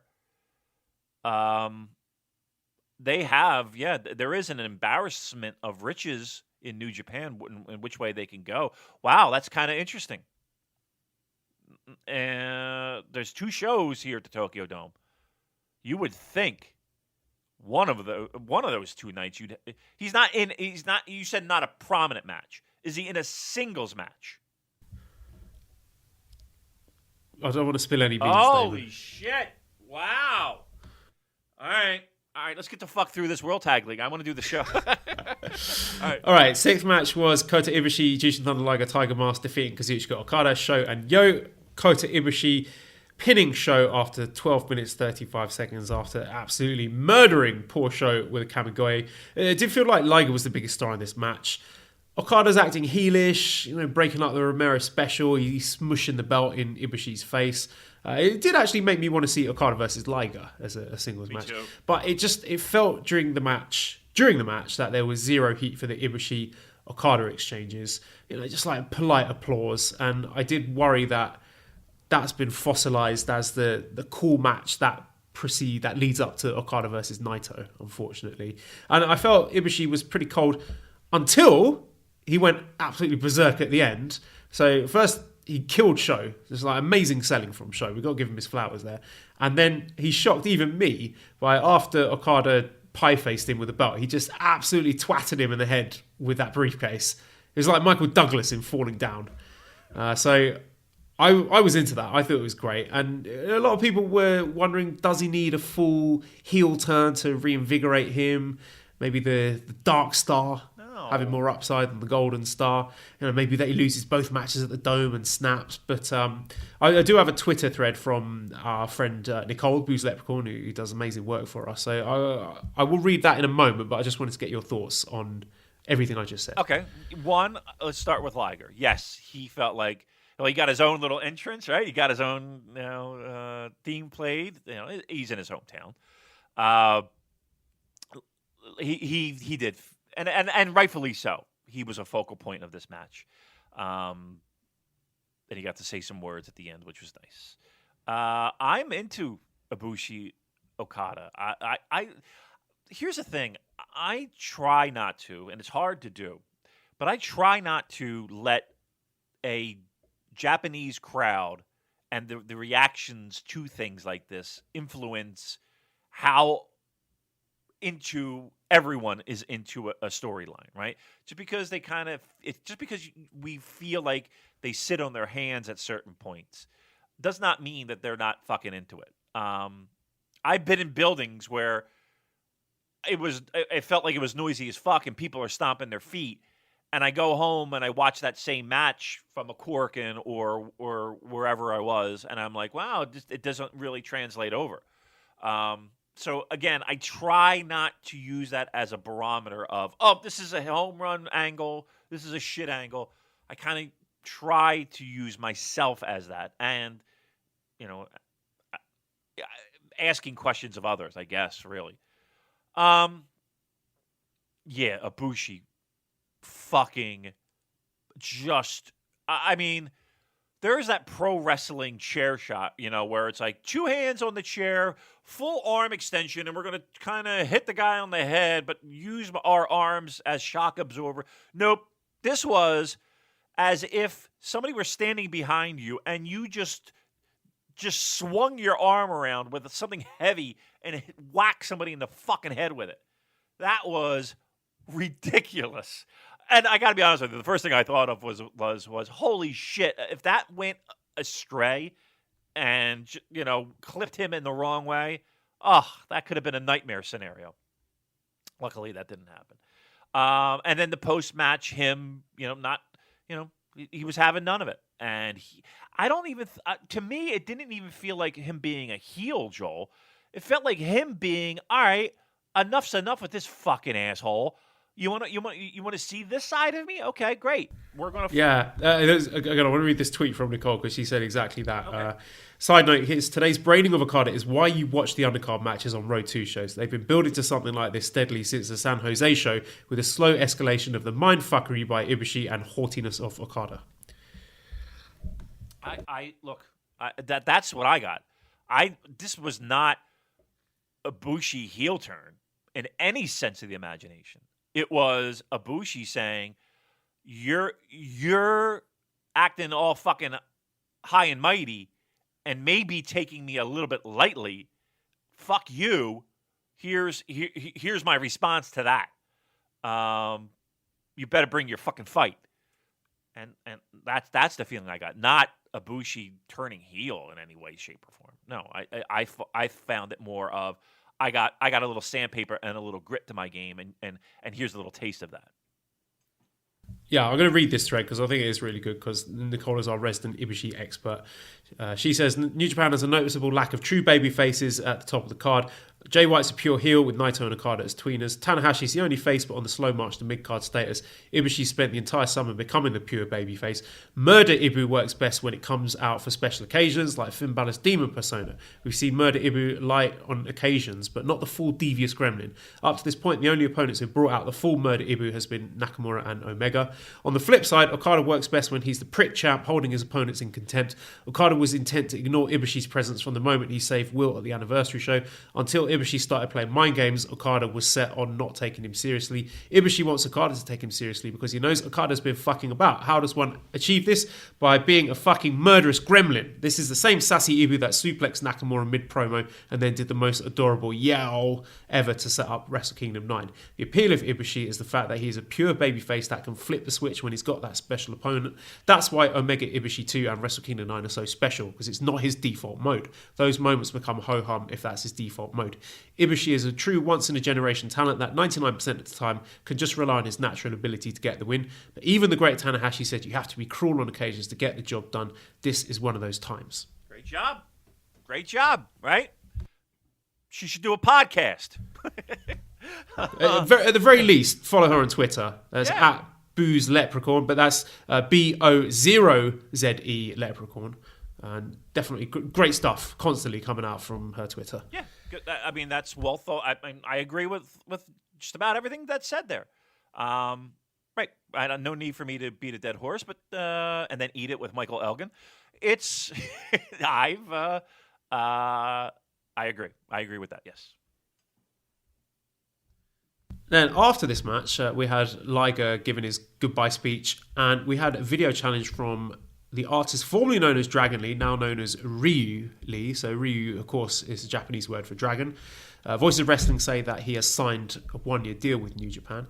Liger mentioned that he wants his final match to be against someone who returned from a neck injury. So I assume he's talking about Honma. No? There we go. Just waiting for the laugh. Just got to pop Damon. So he said, "Why don't you both try?" So I don't want to spill any beans, but just what are your thoughts on one, the name change, and two, the possibility of Ryu Lee having signed full time with New Japan for a year? Well, again, we've said it 1,000 times, right? How many times have we said it? 1,000 times, as I just said. Sign him, lock him down, get him. We talked about New Japan officials going over to CMLL. All of it, right? And again, signing a one-year deal, I wouldn't be too concerned with that. Again, it would be great to have him locked down for 2 years, wouldn't it? But if you're a pro wrestler, I would think it would be more advantageous for your career to see where you are in a year and keep betting on yourself to help raise that game, renew contracts, get better deals, et cetera, et cetera. And especially in this pro wrestling world that we live in, right? I mean, just look at where we were a year ago doing this show, talking about, oh, well, was Kenny leaving? Is what Cody and what's this and Buck and everything that's changed just in that dynamic, TV deals, everything. So again, I think it's a very smart move for both. For both. So Liger's talking about, again, he's obviously mentioning Hiromu. And we had talked about that being a match, or talked about that being an idea for that final match. And we knew that Tanahashi had things to do with Jericho on that specific night. So I saw a tweet. Was it Meltzer who put it out? Meltzer kind of confirmed earlier, and I'll bring up the tweet as I tend to do. But he kind of confirmed that it was going to be a three-way. That it was. Well, look, he was just watching live like the rest of us. I think he jumped the gun there because, again, the information we had at that point was, it wasn't clear, basically. When I finished watching this, I was confused as to what it meant because Ryu Lee is saying he wants to be one of Liger's final opponents. Not his final opponent, but one of his final opponents. And then Liger referenced Hiromu and said, why don't you both try? So that's where we left it. It was uncertain. Okay, well, he tweeted out, Dragon Lee this is the exact tweet. Dragon Lee has changed his name to, how do you pronounce that? Ryo Lee? Ryu. I think it's Ryu. Ryu Lee. Okay. I'll fucking butcher it for sure. Will face Liger and Hiromu Takahashi at the Tokyo Dome. That's the tweet. Dragon Lee has changed his name to Ryu Lee. Will face Liger and Hiromu Takahashi at the Tokyo Dome. Now, again, this was a day ago, mind you, but that's the tweet. So that's not the match. Do you want me to tell you the Liger match now? No. Or do you want to wait? But it's not a three-way. It's not a three-way. Do you want me to tell you now or not? No, just tell me if it's a three-way or okay, not. then no comment. Oh, fucking A. All right. Very good. All right, we'll get to it. All right, but that's what he tweeted. So I'm assuming that. But now, so now there's speculation that it's not. Okay, all right. So we'll figure it out. Okay. All right. Seventh match, World Tag League. It was Yoshihashi, Tomohiro Ishii defeating Gorillas of Destiny, with Yoshihashi pinning Tangaloa in 16 minutes 43 with a small package to play spoiler for them. It was not the greatest match, Damon, but I was cheering for Yoshihashi because I knew that if Gorillas of Destiny won, there was a chance it would end up with a three-way tie. So I did not want a three-way tie. So to that end, I found the closing stretch of this match very exciting. And there were little rewards for people like myself who followed most of the tag league.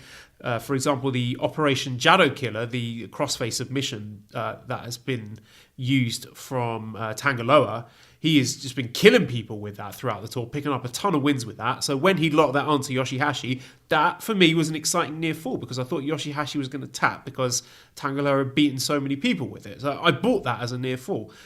This might have been my favourite Yoshihashi moment just because he was the big hero to me because he tried to help ensure that we would get a straight 2 versus 2 tag match at Wrestle Kingdom. Just another little thing, I really like how Gino goes all quiet and sulky when Bullet Club lose. Yeah, he does. Yeah, I think everybody was rooting for Ishii and Yoshihashi. The last thing we wanted to see was a three-way schmaz. And again, I don't think we're getting a three-way schmaz. But it does, and what it also does is it helps pick up some future programs for GOD. Now, I don't know if that tips hands or anything as to GOD winning their match, their defense at the Tokyo Dome or not. But it seems like we've got a few programs. One, a Yano Kokabana match at least, right? If there is a successful title defense, and now an Ishii Yoshihashi. So it does make things a little bit more interesting, and even doesn't necessarily mean that Finjuice is out of the mix as well. So at least we got a little bit of spice and a little bit of flavor and something new for the tag division. So yeah, I think everybody was rooting for a God loss, just for those reasons, and it delivered. Yeah, near falls had me a little bit, right? It had me a little bit, and had me rooting for Yoshihashi as well. So I think it all paid off at the end. And that brought us on to the final, the 8th match, which was Juice Robinson and David Finlay defeating Evil and Sanada. David Finlay getting the pin over Evil in 24 minutes 1 second with the acid drop. It's Juice Robinson and David Finlay win the World Tag League. So this was 2 Dojo boys making it good. I really love the opening Finlay and Sanada exchange. I felt the match lost a bit of steam when LIJ were in control, because I don't think that plays to particularly Sanada's strengths, but they got me right back with final 10 minutes just absolutely sizzling. All the big moves that have been used to win the previous league matches were being used as really thrilling near falls. And Damon, I thought David Finlay was a star of this match by a country mile. He was busting out new moves. He used Evil's finisher against him. He was impeccable with his pace, his timing, his execution. He was there every step of the way for those fast exchanges at the end. And he's undoubtedly a quality wrestler in terms of his athleticism and his technique. We just needed him to show some fire, put it together, and he did that in spades in this match. And he needed to get that big pinfall here, and he got it. And he just blew me away in this match, Damon. It was just feel-good moment of the year for me. It was, wasn't it? To me, it was a company that gave him an opportunity, right? Again, all those things that you mentioned, he can't do it if he doesn't get the opportunity to do it. And the company, him coming back from injury, helped set the table for that. And yeah, you could see it in his face. Not only the happiness of having a moment like that, but almost the sense of relief of, finally, I got a little taste of what it feels like to be one of those guys. And have the ringside photographers take the pictures and swim in the the streamers, and have the Zima poured all over them. And that's he even said that in the post match presser. Those moments that he just wants to cherish it for a moment or two, because it's not every day that you get those. I will say this: the middle stretch was a little bit lacking for me. It really was. I would say the last 8 to 5 minutes were very good. I don't know if this goes on anybody's match of the year list. I don't know if it might be one of the better heavyweight tag matches we've seen all year. But a bar overall, I think it's, I don't think anybody's going to be doing, penciling this in last minute for their year-end awards. Did you notice, though, Finley's shoulder or arm, and I want to say it was his left one. If you go back and watch that post-match celebration and all that, that guy barely moves that arm.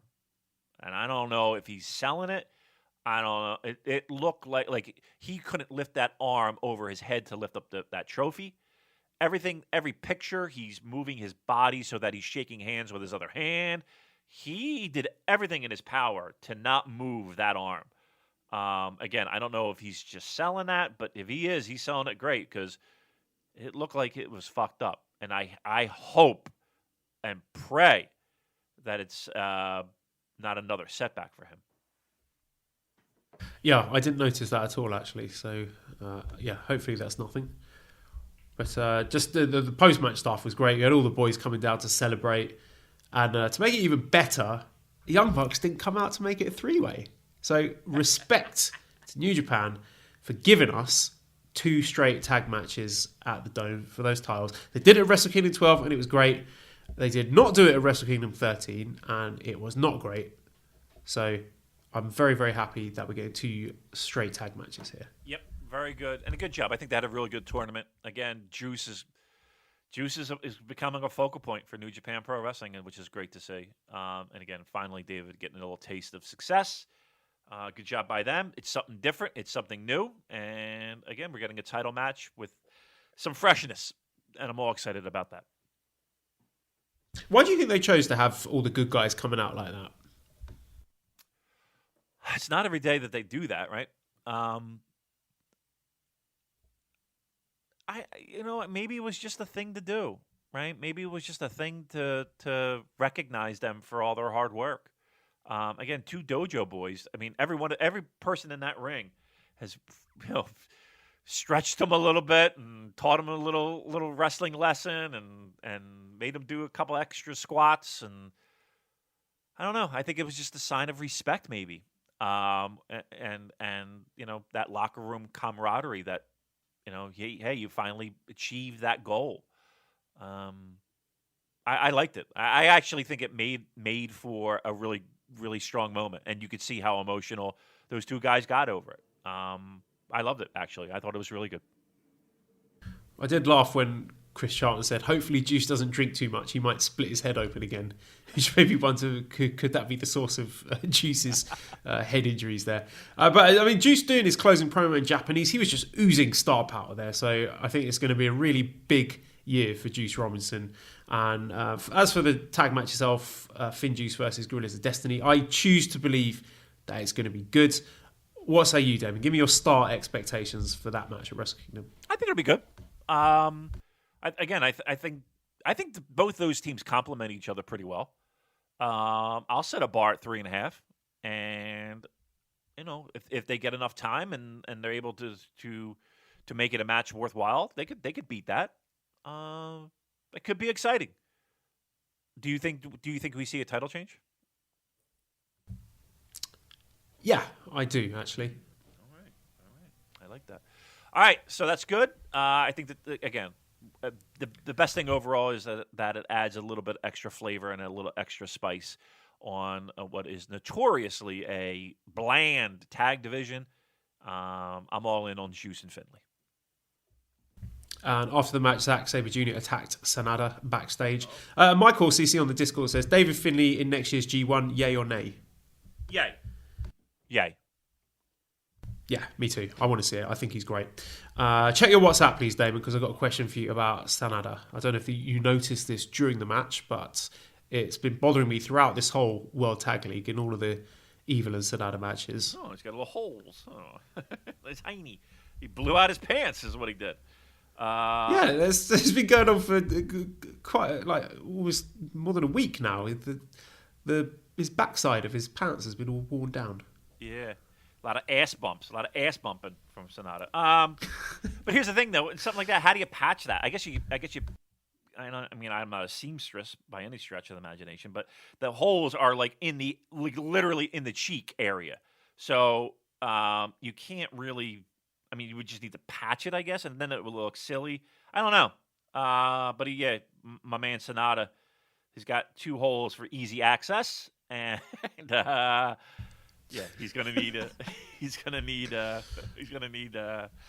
I had an idea about some Liger jeans that had that there, so there you go. All right, he needs new trunks, that's for sure. KSJ49 says, well, the final night was fun. The tag league should be shorter, right? I don't know about that. I mean, they seems to be selling well. It's a tour that is making money for them. I mean, do you make the tour shorter just because people don't necessarily want to watch all of the matches? If it's the tickets are selling and people are coming out to watch, then keep doing it, no? Yeah. I mean, that's the bottom line, right? If people are willing to go out and see it, and again, it's not about us sitting at home in our underwear watching pro wrestling. It's about that tour making money, and again, it is positioned, of course, for main guys to kind of take it a little easy before Wrestle Kingdom. So, I think that's a good idea.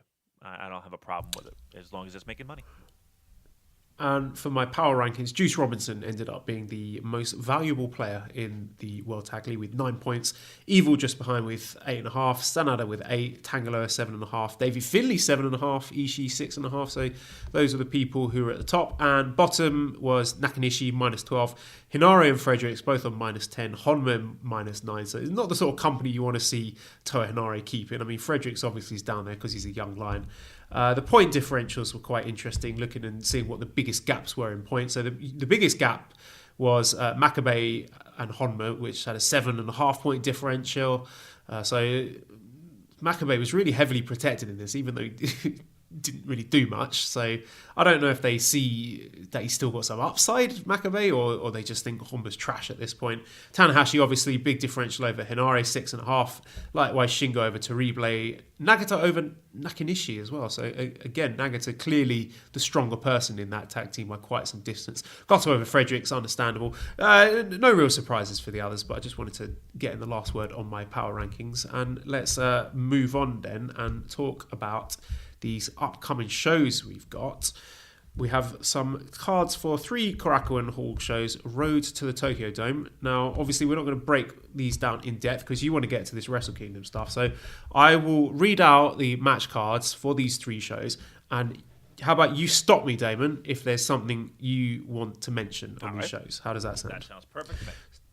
All right, so we are going to start off, as I said, at Korakuen Hall. On Thursday, December 19th, first match, Jushin Thunder Liger, final match in Korakuen Hall 1. We got Rocky, Taguchi, Honma, Makabe versus Uemura, Tsuji, Tiger Mask, and Liger. Second match, we got Rennari, Finley, Juice versus Farley and Gorillas of Destiny. Third match, Evil and Sanada versus Taichi and Zack. Fourth match, Sho, Yo, Ishii, Goto against El Phantasmo, Ishimori, Yujiro, and Kenta. Fifth match, Tanahashi and Ibushi versus Shingo and Naito, which is quite a tasty one. Yeah. Sixth match, we got Yoshihashi and Okada versus Chase and Jay White. Seventh match, Hiromu Takahashi comeback, Robbie Eagles, Will Ospreay versus Bushi and Hiromu. So they're giving us the Hiromu comeback match at Korakuen Hall on the Road 2 show. Wow. What do you make of that? Huh. That's... Look, that's... They don't give a fuck. That is a choice. Yeah, I mean, they don't... here's the thing. They don't... to me, that screams... They don't give a shit about holding off on shit. You know what I mean? Like that idea of, well, they got to save this for this. And that's a... Is that any more proof that anyone else needs? That they don't subscribe to that philosophy? That's Korakuen Hall. 21, 22, 2,300? They're fucking shoehorning them in? Wow. Okay. Do you think that's a mistake, giving that comeback match before the Dome?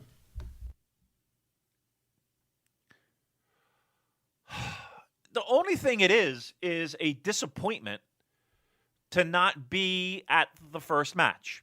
That's really what it is. It's because again, we opened the show with buildings are selling at a quicker pace and blah blah blah, and you know we're expecting bigger crowds and for these 2 shows, and they're going to be night 1, right? They're night 1. Will and Hiromu? Yes. Okay. That's right. Again, the biggest thing is disappointing that you would think you would want that reaction at a Dome as opposed to the reaction at Korakuen. But again, I to me, this screams that, okay, for everybody who wants to sit at home and speculate of, oh, they don't want to give a... Just remember this match and remember this moment.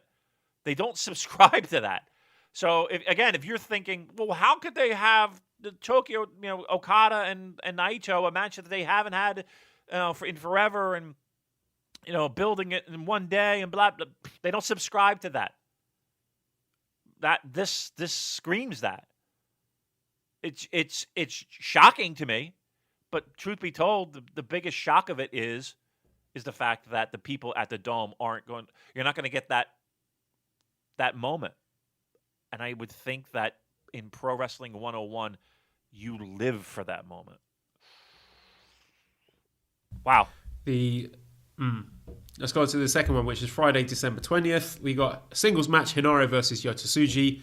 Then we got Uemura, Honma, Makabe versus El Phantasmo, Ishimori, Farley. Sho, Yo, and Liger versus Rocky, Taguchi, and Tiger Mask. Shingo and Sanada versus Taichi and Zack. Finley, Juice, Ishii, Goto versus Gorillas of Destiny, Yujiro, and Kenta. Tanahashi and Ibushi versus Chase and Jay White. Main event is Eagles, Ospreay, Yoshihashi, and Okada versus Bushi, Hiromu, Evil, and Naito. And then the third show, we've got Uemura, Tiger Mask, and Makabe versus Tsuji, Taguchi, Honma. Eagles Show and Yo versus Yujiro El Fantasma Ishimori. Bushi and Sanada versus Taichi and Zack. Rennari, Finley, Juice, Goto versus Fale, Tangalo, Tamatonga, Kenta. Ishii and Ospreay versus Evil and Hiromu, which is another one that looks really good on paper. Shingo, Naito versus Chase and Jay White. And main event is Rocky, Yoshihashi, Okada versus Liger, Tanahashi and Ibushi as Liger's final match in Korakuen Hall. Yeah, a lot of setup. I mean, as we expected it would be. Let me ask you this. Do we do snow for Liger? Does Liger get snow? Does Liger get the snow treatment? Yes, surely he's got to have the snow. Got to have the snow. Can we do that? And another thing that I thought was interesting here is that they, throughout those cards that I've read, they're teasing all the combinations of the double gold dash. So on the first night you got White versus Okada, Ibushi versus Naito, and the second night you got White versus Ibushi and Naito versus Okada. So they got all bases covered there. Yeah, that's true too. There'll be fun shows. They always are fun shows. They always get everyone hyped.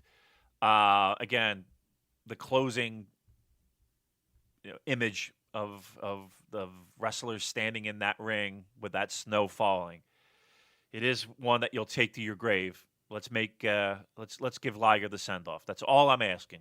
All I'm fucking asking is to do that. Well, I gotta be honest with you. I'm still kind of rattled about Hiromu at Korakuen. I'm kind of rattled by that. It just doesn't make any sense to me. But again, I guess they don't subscribe to that train of thought. You're going to put him. You're going to. I mean, I know what people are thinking. Warm up match, get him back in the ring, get him in front of a crowd before you get to the big building. Ring rust, all that stuff. I find that really hard to believe. I'll tell you what. If you do that, then if you have that train of thought, excuse me, that you're worried about a guy having ring rust at the Dome, then don't have the fucking match at the Dome. Weird, Joel. That's a weird one, man. I don't know if I agree with it, but it'd be a good match. But yeah, it's crazy that they're doing that. That's unbelievable to me.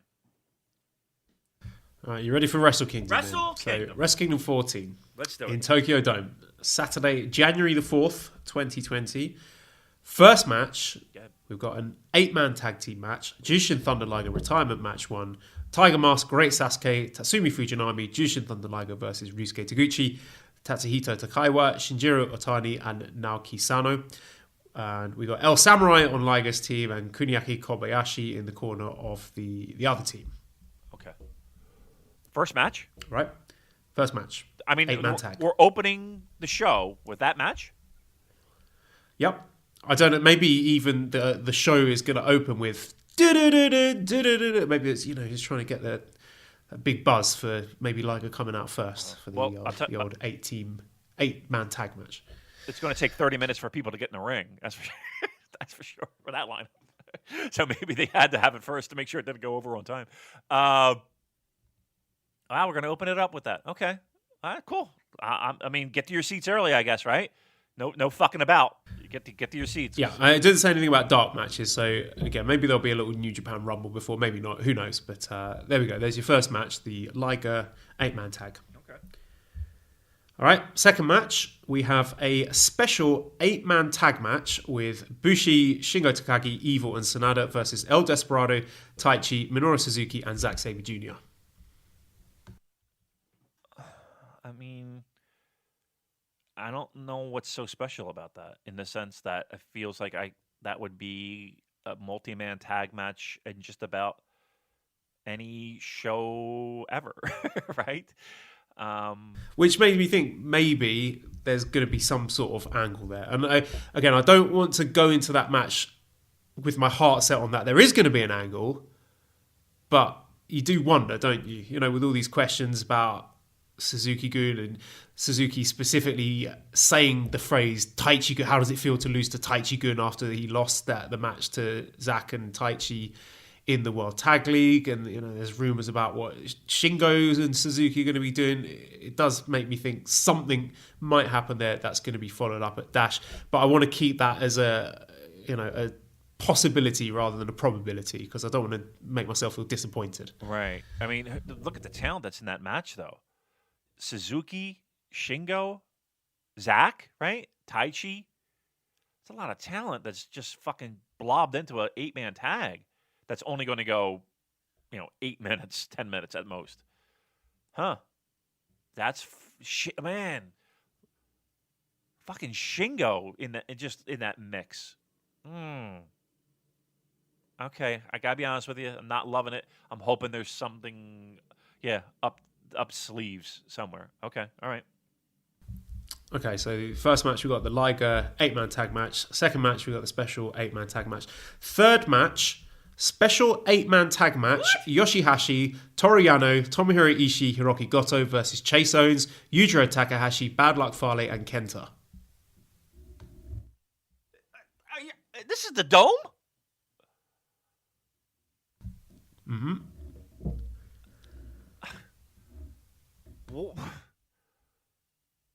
I mean, we're trying to get as many people on this show as possible. I mean, all these people that are in this match, are we sure we're having a Rumble? Well, no, I mean, nothing's been said about a Rumble, but there are people who are not on the card who are not in these matches as well. Thinking about all the young lions. The young lions, the dads, maybe a few surprises. Wow, we're back-to-back multi-man faction tags. 3. We got 3 8-man tag matches to start Wrestle Kingdom. All right, but the Liger one, I'm giving you a hard pass because that's special. You're going to have a lot of nostalgia and all that. Okay. It's those other 2 that are just like these are multi-man tag matches that you see in the fucking middle of March. Wow. Okay. And all right. Okay. All right. Okay. All right. Okay. Fourth match, you got IWGP Heavyweight Tag Team Championship match. Gorillas of Destiny, Tangaloa Tamatonga versus David Finlay and Juice Robinson. Okay, we knew that. We talked about that. Fifth match, we got IWGP US Heavyweight Championship match, Texas Death Match, Lance Archer versus Jon Moxley.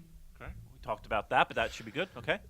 Sixth match, we got IWGP Junior Heavyweight Championship match, Will Ospreay versus Hiromu Takahashi. Great. We know that'll be great. Okay. Seventh match, IWGP Intercontinental Championship match, Jay White versus Tetsuya Naito. Awesome. Eighth match, IWGP Heavyweight Championship match, Kazuchika Okada versus Kota Ibushi. Okay. I think that show is really good. That's a really great show. I'm disappointed in the opening matches. I'm flabbergasted that basically these are inter-faction multi-man tags that we've seen countless times. But I understand the fact that we're trying to get as many people on a show as possible. But I can't... I mean, again, I'm complaining about 2 matches. And the rest, we got plenty of singles matches, and a great lineup. Let me be very clear, great lineup. And I'm nitpicking over those 2 multi-man tag matches. I'm not nitpicking over the Liger match because we know that's going to be special. That's a really fucking solid show, Joel, right? We're okay with this? Yeah, I mean, those top 5 matches, we got IWGP Heavyweight Tag, US Junior Intercontinental Heavyweight. That's great. I mean, that is absolute pants down for me. It's just match 2 and match 3. I mean, what would you usually have in the place of something like that? You could have... So we've got 16 guys there. We could have... I don't know. If it was not 2 8-man tag matches, if instead of those 2 8-man tag matches, we had a never 6-man gauntlet match, which would have 15 guys and take up the same amount of time as those 2 tag matches, would you feel differently about it, even though they serve the same purpose? I honestly, I think the multi-man tag matches usually are better than those gauntlet matches to me. They could be good matches. They have been good matches. Here's the problem: it just doesn't feel like it's anything special. Like it just feels like these are matches that we could see anywhere at any point during the calendar year. And especially the people that are in these matches, I mean, right off the top of our heads, we can come up with a fucking 100 ideas of what to do with Shingo, Suzuki, Taichi, Zack. You know, these are guys that throughout the year have consistently delivered in great spots. And we're opening shows in a multi-man tag match. That's where we're losing the mark here. Again, these are opening matches, and in an opening match, we're getting main events that would be, you know what I mean? So, again, my biggest complaint is that Shingo, you know, the names that we mentioned, Ishii's in that mix too, right? Yep. Wow, way. And I'll tell you, Damon, here's something that I thought was interesting from this show. No Tanahashi.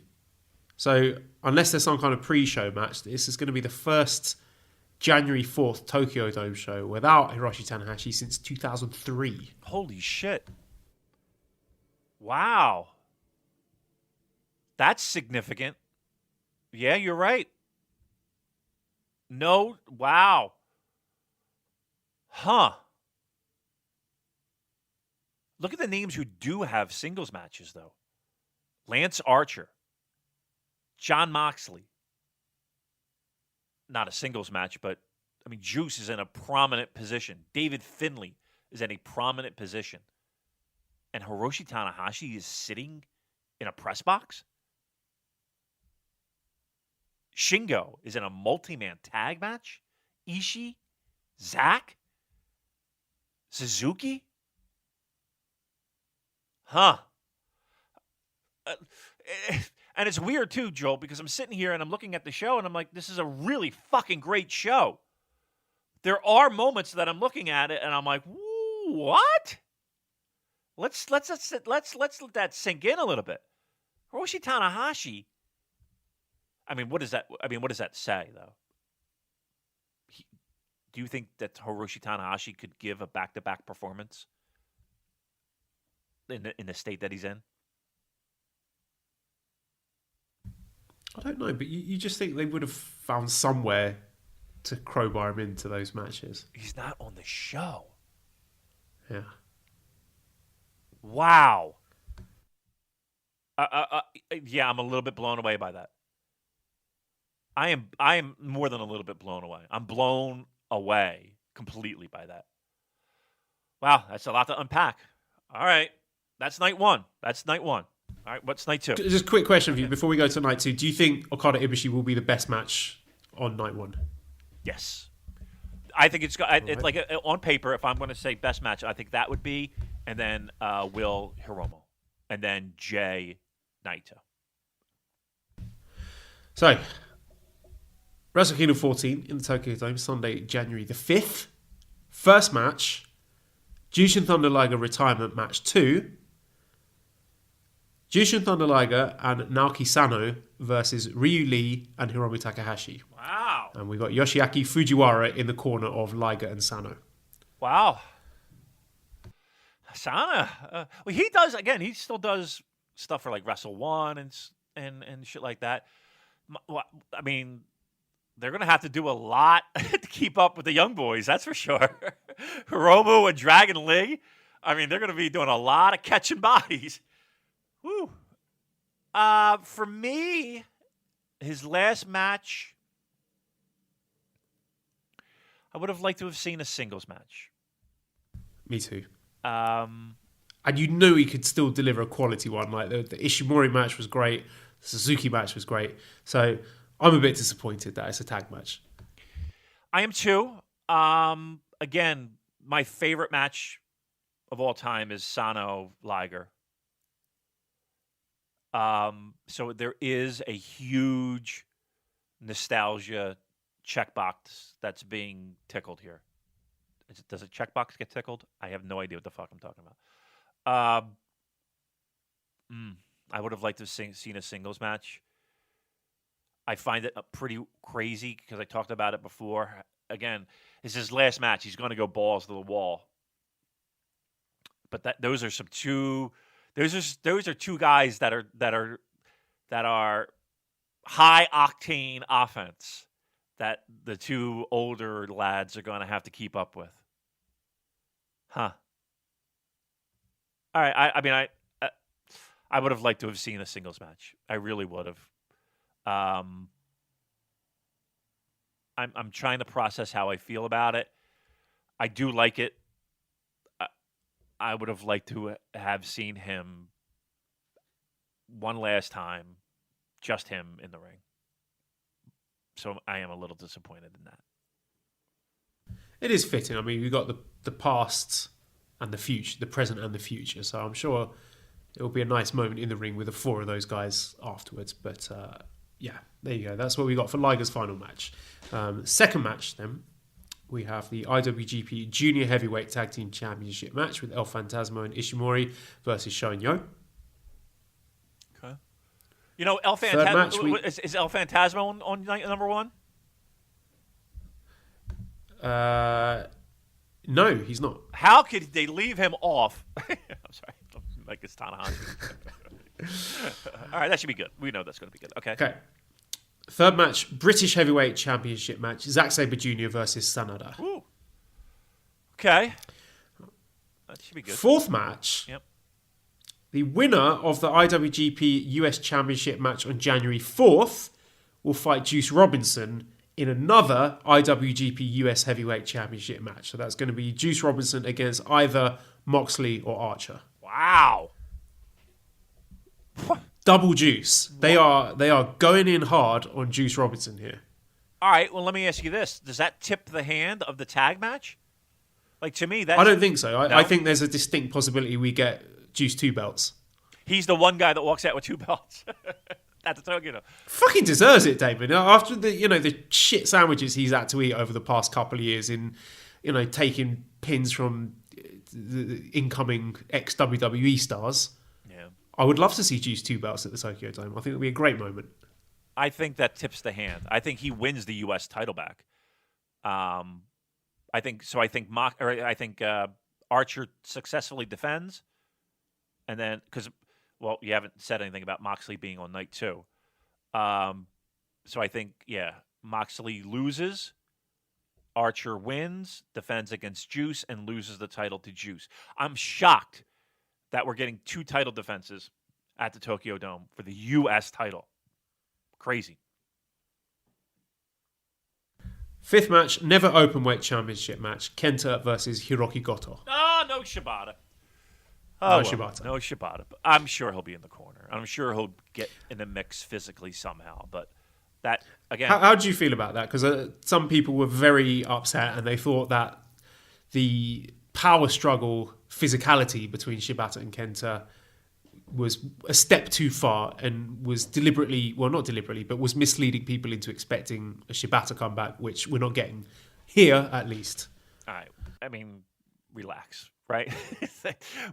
Right, yeah. If you were paying attention, the story here is Kenta versus Goto. Right. And the match is going to be great. Right. Well, again, I agree with the fact that he did get involved physically twice, and you would think in pro wrestling that there would be that, moment. Again, there still could be that moment of revenge that Shibata gets, but again, I think we were all hoping a little bit too hard for Shibata return, and we all kind of got, our fucking pants were down and all that. But for the past, at least during World Tag League, it's been all you haven't even heard Shibata's name mentioned, let alone saw him at all. It's all been Goto and Kenta interaction, so we kind of knew that we were going in this route. So, and a point that you brought up, it will be great, and let's not let it spoil the fact that this will be great, and I truly believe it will be. Sixth match, we have the 2 non-champions after January 4th Intercontinental and Heavyweight Championship matches meeting. So there's your losers match there. Your booby prize, your Intercontinental booby prize. Is it for the Intercontinental title? Oh, no, it can't be. It won't be. No, it's the booby prize. Right. Okay, right. David, you fundamentally misunderstood the concept of the double gold dash. I did. I really...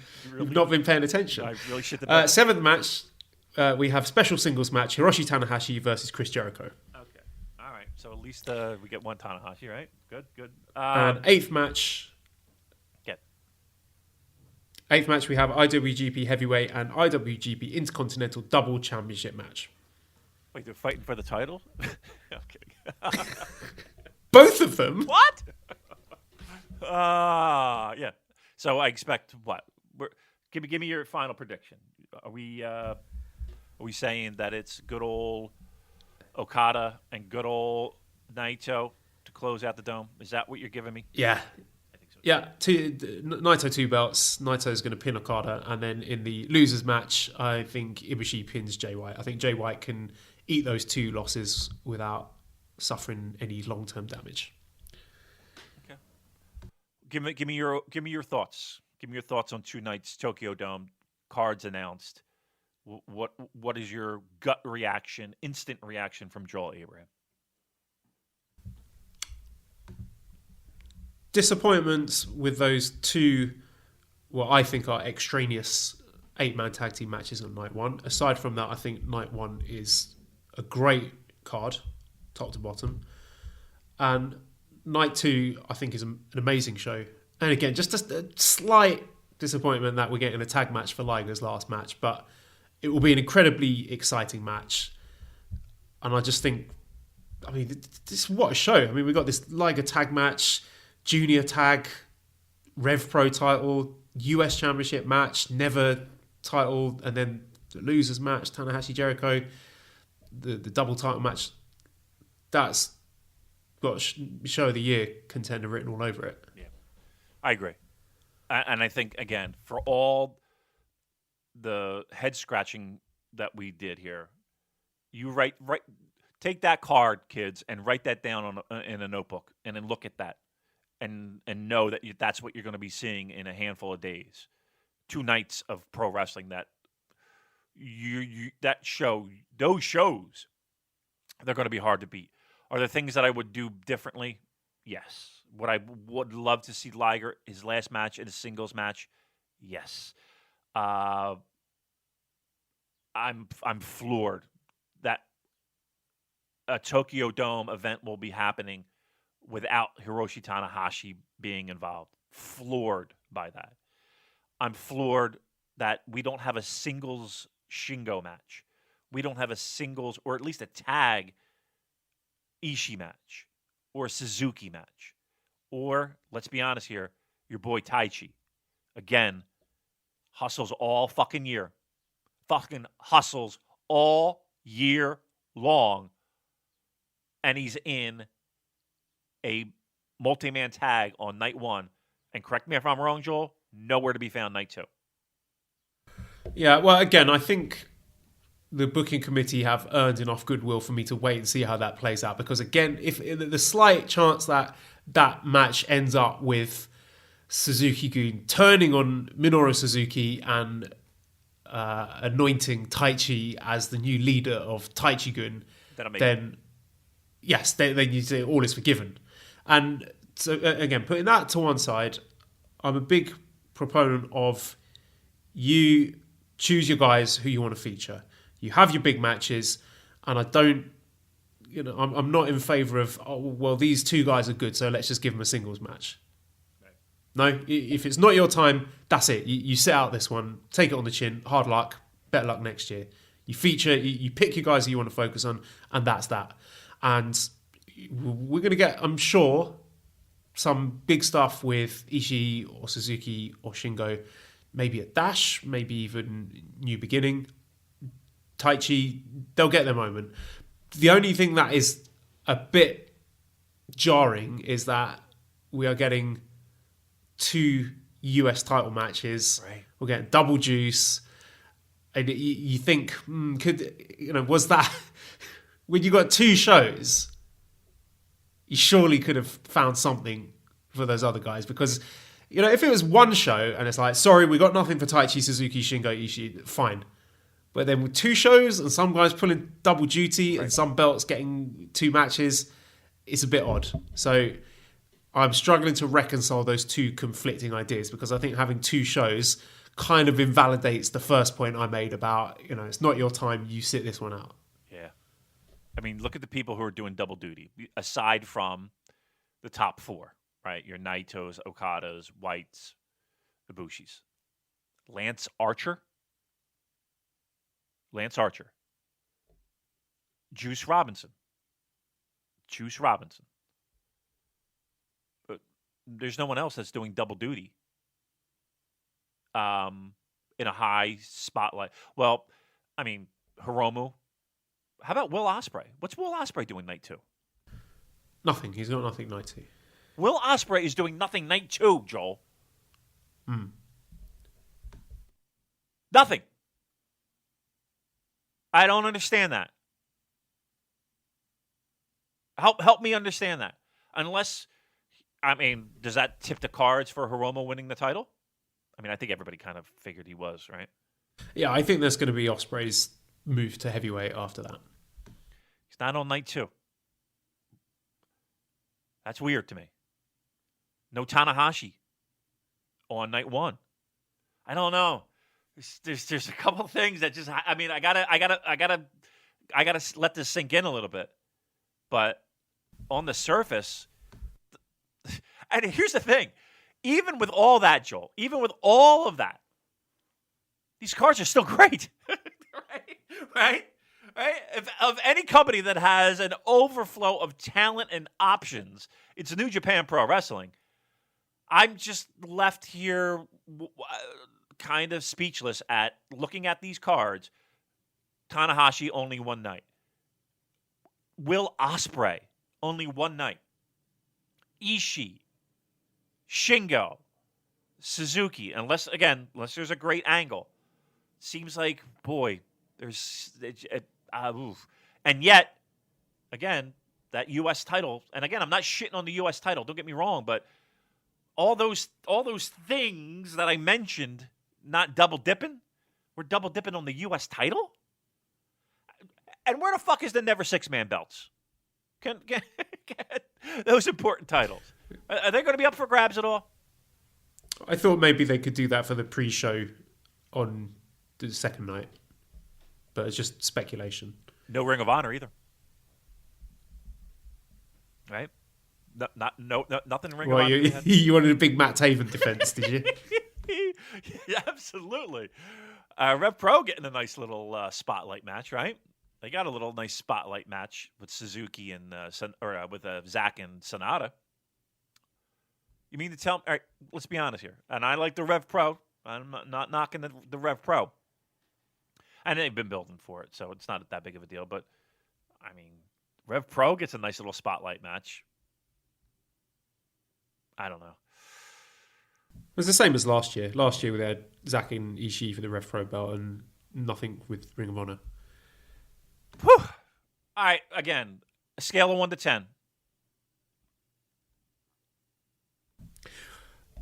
It's either an 8 or a 9 because all of those matches on paper look good. There aren't any matches that I'm thinking, well, that's just a waste of time. So just looking at last year's Wrestle Kingdom cards, the Gauntlet match, that's it's not going to be anything to write home about. There were three-way tag matches which you knew were going to be a bit of a waste of time.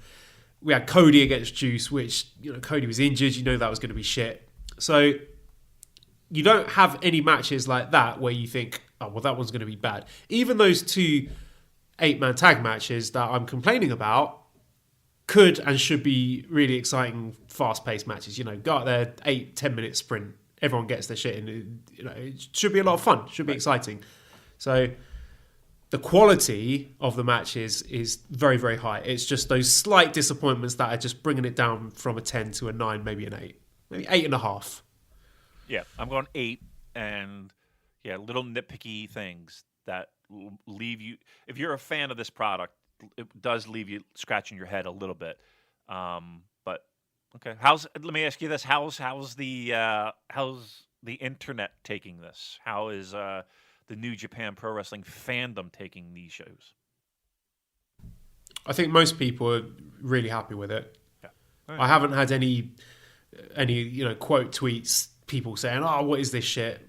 People are excited by it because they recognise for what it is, which is 2 two cards of the absolute highest quality. Yeah. And listen, maybe sometimes you got to trim away some of the, I was going to say trim away some of the fat. Fucking Will Ospreay is going to be your wrestler of the year. And he's on. I'll tell you what. What does this tell you about Will Ospreay's match against Hiromu? That guy's going to be fucking jumping off the top of the building. He's leaving it all on the table, right? He doesn't have to work the next day. He's leaving it all on the fucking table in that match. No doubt about it, right? No doubt about it. Yeah. Definitely. Oh, and here's something. I don't know if this is substantiated or not. It might just be a rumor, but apparently Ryu Lee's tag spot on January 5th was originally supposed to be Bushi. So we can say a big thank you to Rush for all the stuff that went down with CMLL. I imagine that. If that were Bushi, I don't think there would be. I don't think people would be thrilled with that. All right. Well, listen. I like the shows. I think they're good. We can speculate of what could be, but I think with what they got, they did very well. Some disappointments. There is talent that you're already left scratching your head with, but I think overall, I'm excited. It's here. It's days away at this point. So everybody get pumped up. Everybody get excited. We got the shows that we've been waiting a year for. So it'll be great. Can't wait. Well, question here, seeing as you just mentioning Ospreay, Mixelplex on the Discord says, Will Ospreay is very conspicuous in his absence from Wrestle Kingdom 14 Day 2 card. What do you guys think he might be up to? My bet is that Sano either abdicates his spot or is injured prior to the start of Jushin Thunder Liger retirement match 2, and Ospreay ends up taking his spot. So you know what, David? When I look at a 30-year in-the-making career, historical, emotional climax, career of all-time great Jushin Thunder Liger, bowing out on his terms on the biggest stage, you know what would be a fitting and satisfying conclusion? More Will Ospreay. Yeah. More Will Ospreay, Damon. I want him in every match. Yeah, I want Will Ospreay added to Will Ospreay matches. I don't know about you, mate, but not having him in World Tag League, I'm getting serious withdrawal symptoms. I'm going into shock. I've got a cold sweat going. My heart's racing. I feel like I'm going to throw up. So, how about this one, Damon? We've got Hiromu, Lee, Ospreay. They're all doing their crazy shit, flips, topes, destroyers, ranas. Liger's not even doing anything. He's just watching. Yeah? Yeah? He doesn't even tag in. He doesn't tag in the entire match. That would be a Will Ospreay moment, wouldn't it? I mean, look, it does. I mean, at this point, he's in the press box. So I don't have an answer. I don't know how the most talented guy. Let me take that back, because he's not the most talented guy. He is a guy who's had an unbelievable 2019. I don't know how you can sit him out, but right now it looks to be the case. So head scratcher, shoulder shrug. We'll figure it out. One thing I would recommend people do, if you haven't already done so, is watch the press conference for the Zack and Sanada interview segment, because it was absolutely hilarious. Zack was just completely went off on one, and Sanada's almost corpsing. Like, he was trying really hard not to laugh. And some of the stuff Zack was saying, like comparing his chin to Inoki, and he was saying that he was a noodle. He was saying, I'm 100% sober. I'm a noodle man. It was just one of the more ridiculous Zack promos. So definitely go out of your way to watch that one. Yeah, they're always great. I love them. That's why he got my vote for favorite wrestler of the year. Hey, I tipped my cards. Spoiler. There you go. All right. You want some questions, Damon? A handful. I do have to bump out a little early, but I think we have time for 2 or 3. You stop me when you've had enough. Let's go for Nicole, who says, question stop. sports reporter Damon. Stop. I'm kidding. With both the AAF and AFL closing up shop this year, how do you rate the chances of the XFL being successful? Those are the Arena Football League, Joel, for those of you who do not know. And that's, again, one of those B-level sporting ventures. Look, people don't want to watch B-level, C-level anything, right? Whether it be football, whether it be baseball, whether it be cricket, whatever the fuck it is. You don't want to watch lower par sporting events. I can't imagine the XFL doing anything to be quite frank. I think it'll be a struggle. I think it will be an absolute uphill climb. I don't expect it to be a success. And yeah, I mean that's really it. I just don't see room for B level and C level football. I mean, at that point, you're looking at people who can't make, for whatever reason, National Football League rosters, right, Joel? You're looking at people who can't make Canadian Football League. You're looking at people who, you're looking at probably a level down from top quality college football. Let's be truthful. Like, I would put a team like Oklahoma or Notre Dame or Penn State or whatever against an XFL team, and I would bet strongly on the college team, LSU. So no, I don't expect XFL having much chance lasting more than a year or two at best. Question from Mark. He says, "Can your sources corroborate this report?" It's a Reddit post that says, "Could you guys imagine the Undertaker versus Jushin Liger at Wrestle Kingdom?" Tejas92 says, "Any thoughts on the Jim Cornette NWA controversy and Cornette in general?" Damon, I believe you have some Jim Cornette stories. Yeah. Well, so growing up, I always loved the Midnight Express and Jim Cornette. I thought they were unbelievable. They were my absolute favorite tag team of all time. And I did love Jim Cornette. And so he was heavily involved with Dennis Carluzzo at certain points. And he would be on shows, and he would kind of run the back. And I just remember having a match and doing our shit and coming back, and he was like, "Oh, you know," the fact that he even knew who the fuck I was. But he's like, "Oh, Madonna, that was great, blah blah blah. When you did that, that was hilarious, blah blah blah, and this, that, and the other thing, and Twiggy, blah blah blah. But next time, why don't you guys do this and that? You know, just stuff like that." And then that was a really cool thing. But I guess my overarching thought is I hate it when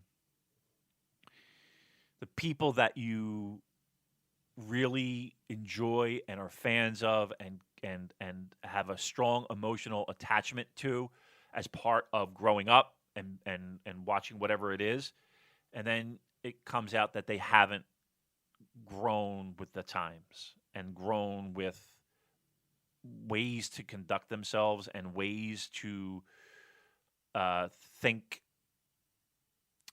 to be better, right? And get left behind. And even though he used that particular joke, you know, the chicken in Ethiopia, he's used that before on other shows during commentary.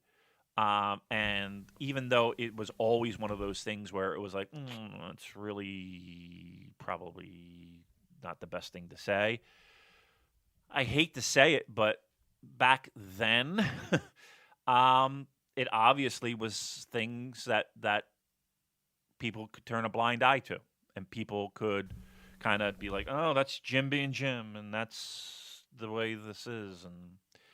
But I did hear a clip of him using the N word as well, so yeah. It's not like it's an isolated incident. No, he's clearly got that streak in him. Right, and again, when you use that very easily, right? That's where it's a struggle. You know, that wasn't like he was fighting back the word, right? It's disappointing.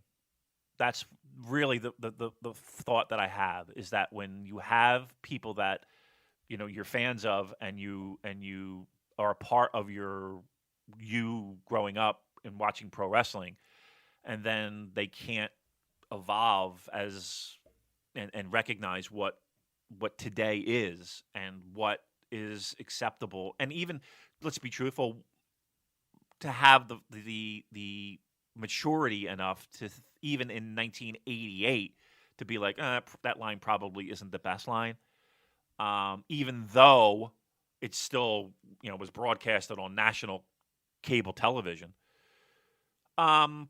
is disappointing. And I wish there's a lot of that, right? There's a lot. I mean, there's a lot of that today. The one thing I wish, I just wish that he could recognize that. That's the only thing I wish he could. I wish he could say, I said something that was really that I might have gotten away with before, and it might have been one of those and bad taste things. Whereas now I'm saying it, and it's really just off the charts. You've lost. You lost it. Yeah, he's not sorry at all. No, he's not doubling sorry. down. Yeah, he's doubling down, and it makes it. I mean, I hate to use the Morrissey analogy, but it makes it like that. Makes it very difficult to be a fan. Like it makes it very difficult to cast.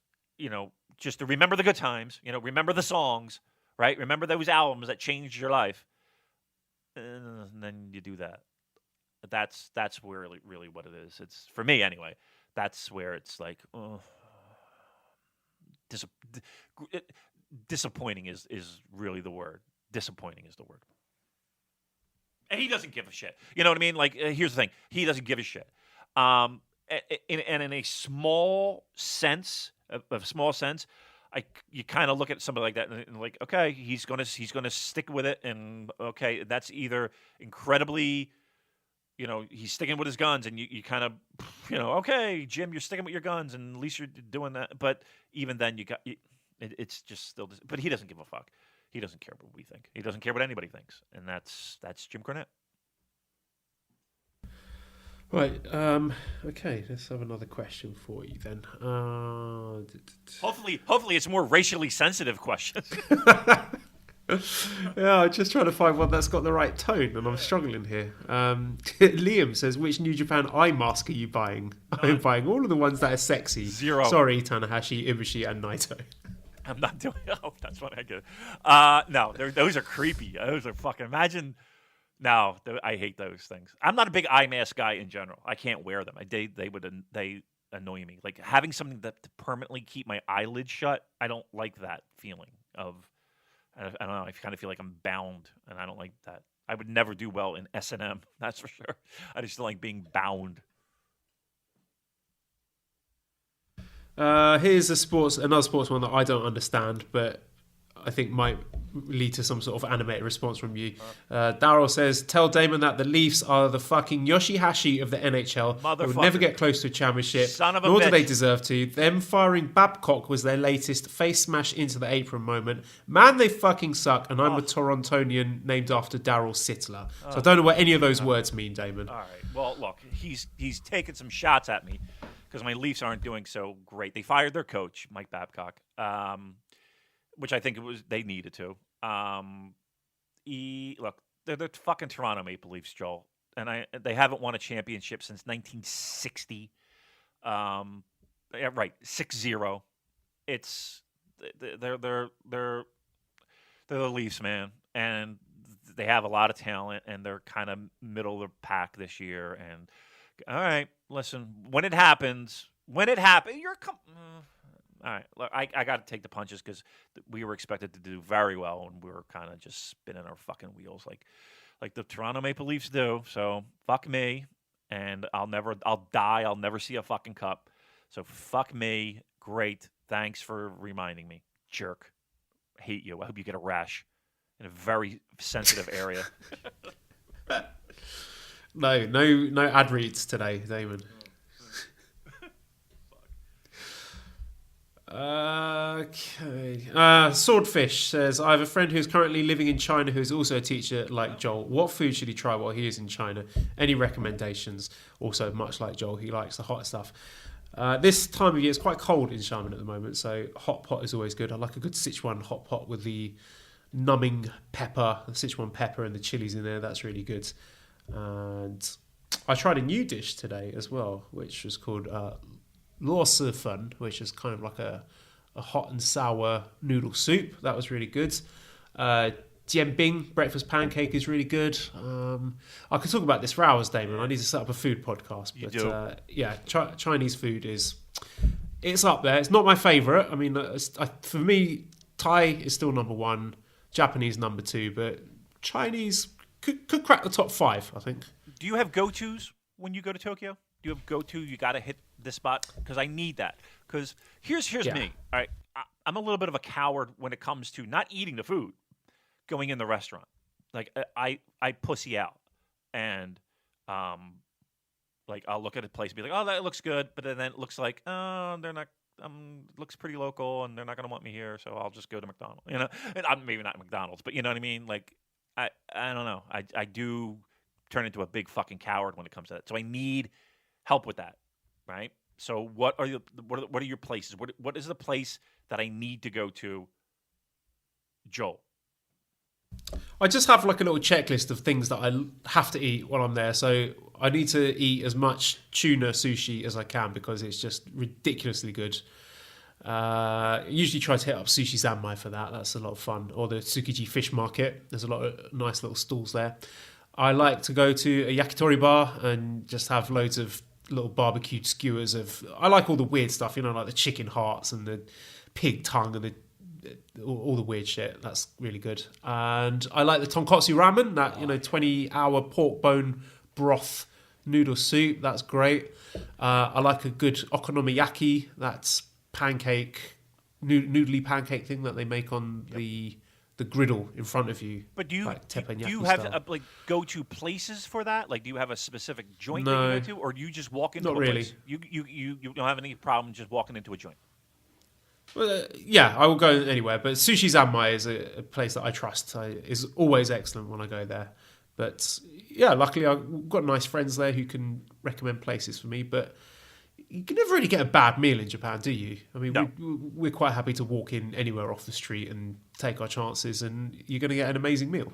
I don't know. I just feel weird, like walking in and here's a fat American. Okay, great. I don't know. No, you're overthinking that. They're not thinking that. They don't give a shit. Yeah, they haven't seen me yet.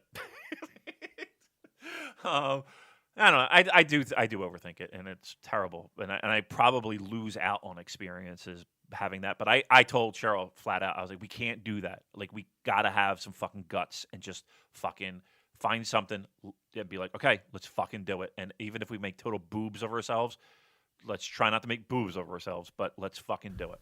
So that's... Well, let's all make boobs of ourselves together. Yay! Let's make it a big boob fest. All right. Sounds like a good night. All right. One more question, if we could, Joel. Then I have to perform my duties of the day. I want a Music Damon question. Really? Let me see if I've got a music one here. You want to know my top? Mike Daisley, question for Music Damon. Have you ever listened to Fozzy? I've had Judas on almost constant replay for the past week, and the cover of SOS by ABBA is a joy. I don't... It's okay. I mean, that's not really my thing, honestly. I don't think I've listened to that song twice in my entire life, and twice it was him probably going to the ring. So I'm going to give it a thumbs down. I'm not the biggest fan of the song, so sorry, I can't jump on board for on the. Damn it! Last question, I blew it. That's all right. Look, it's we're under a lot of stress here with the Super JCast to come up with the good. I did my top 10 albums of the decade. I did that. That you can find that on our Discord if you're interested in that. I got my Spotify thing. Guess who my artist of the decade was, Joel? Was it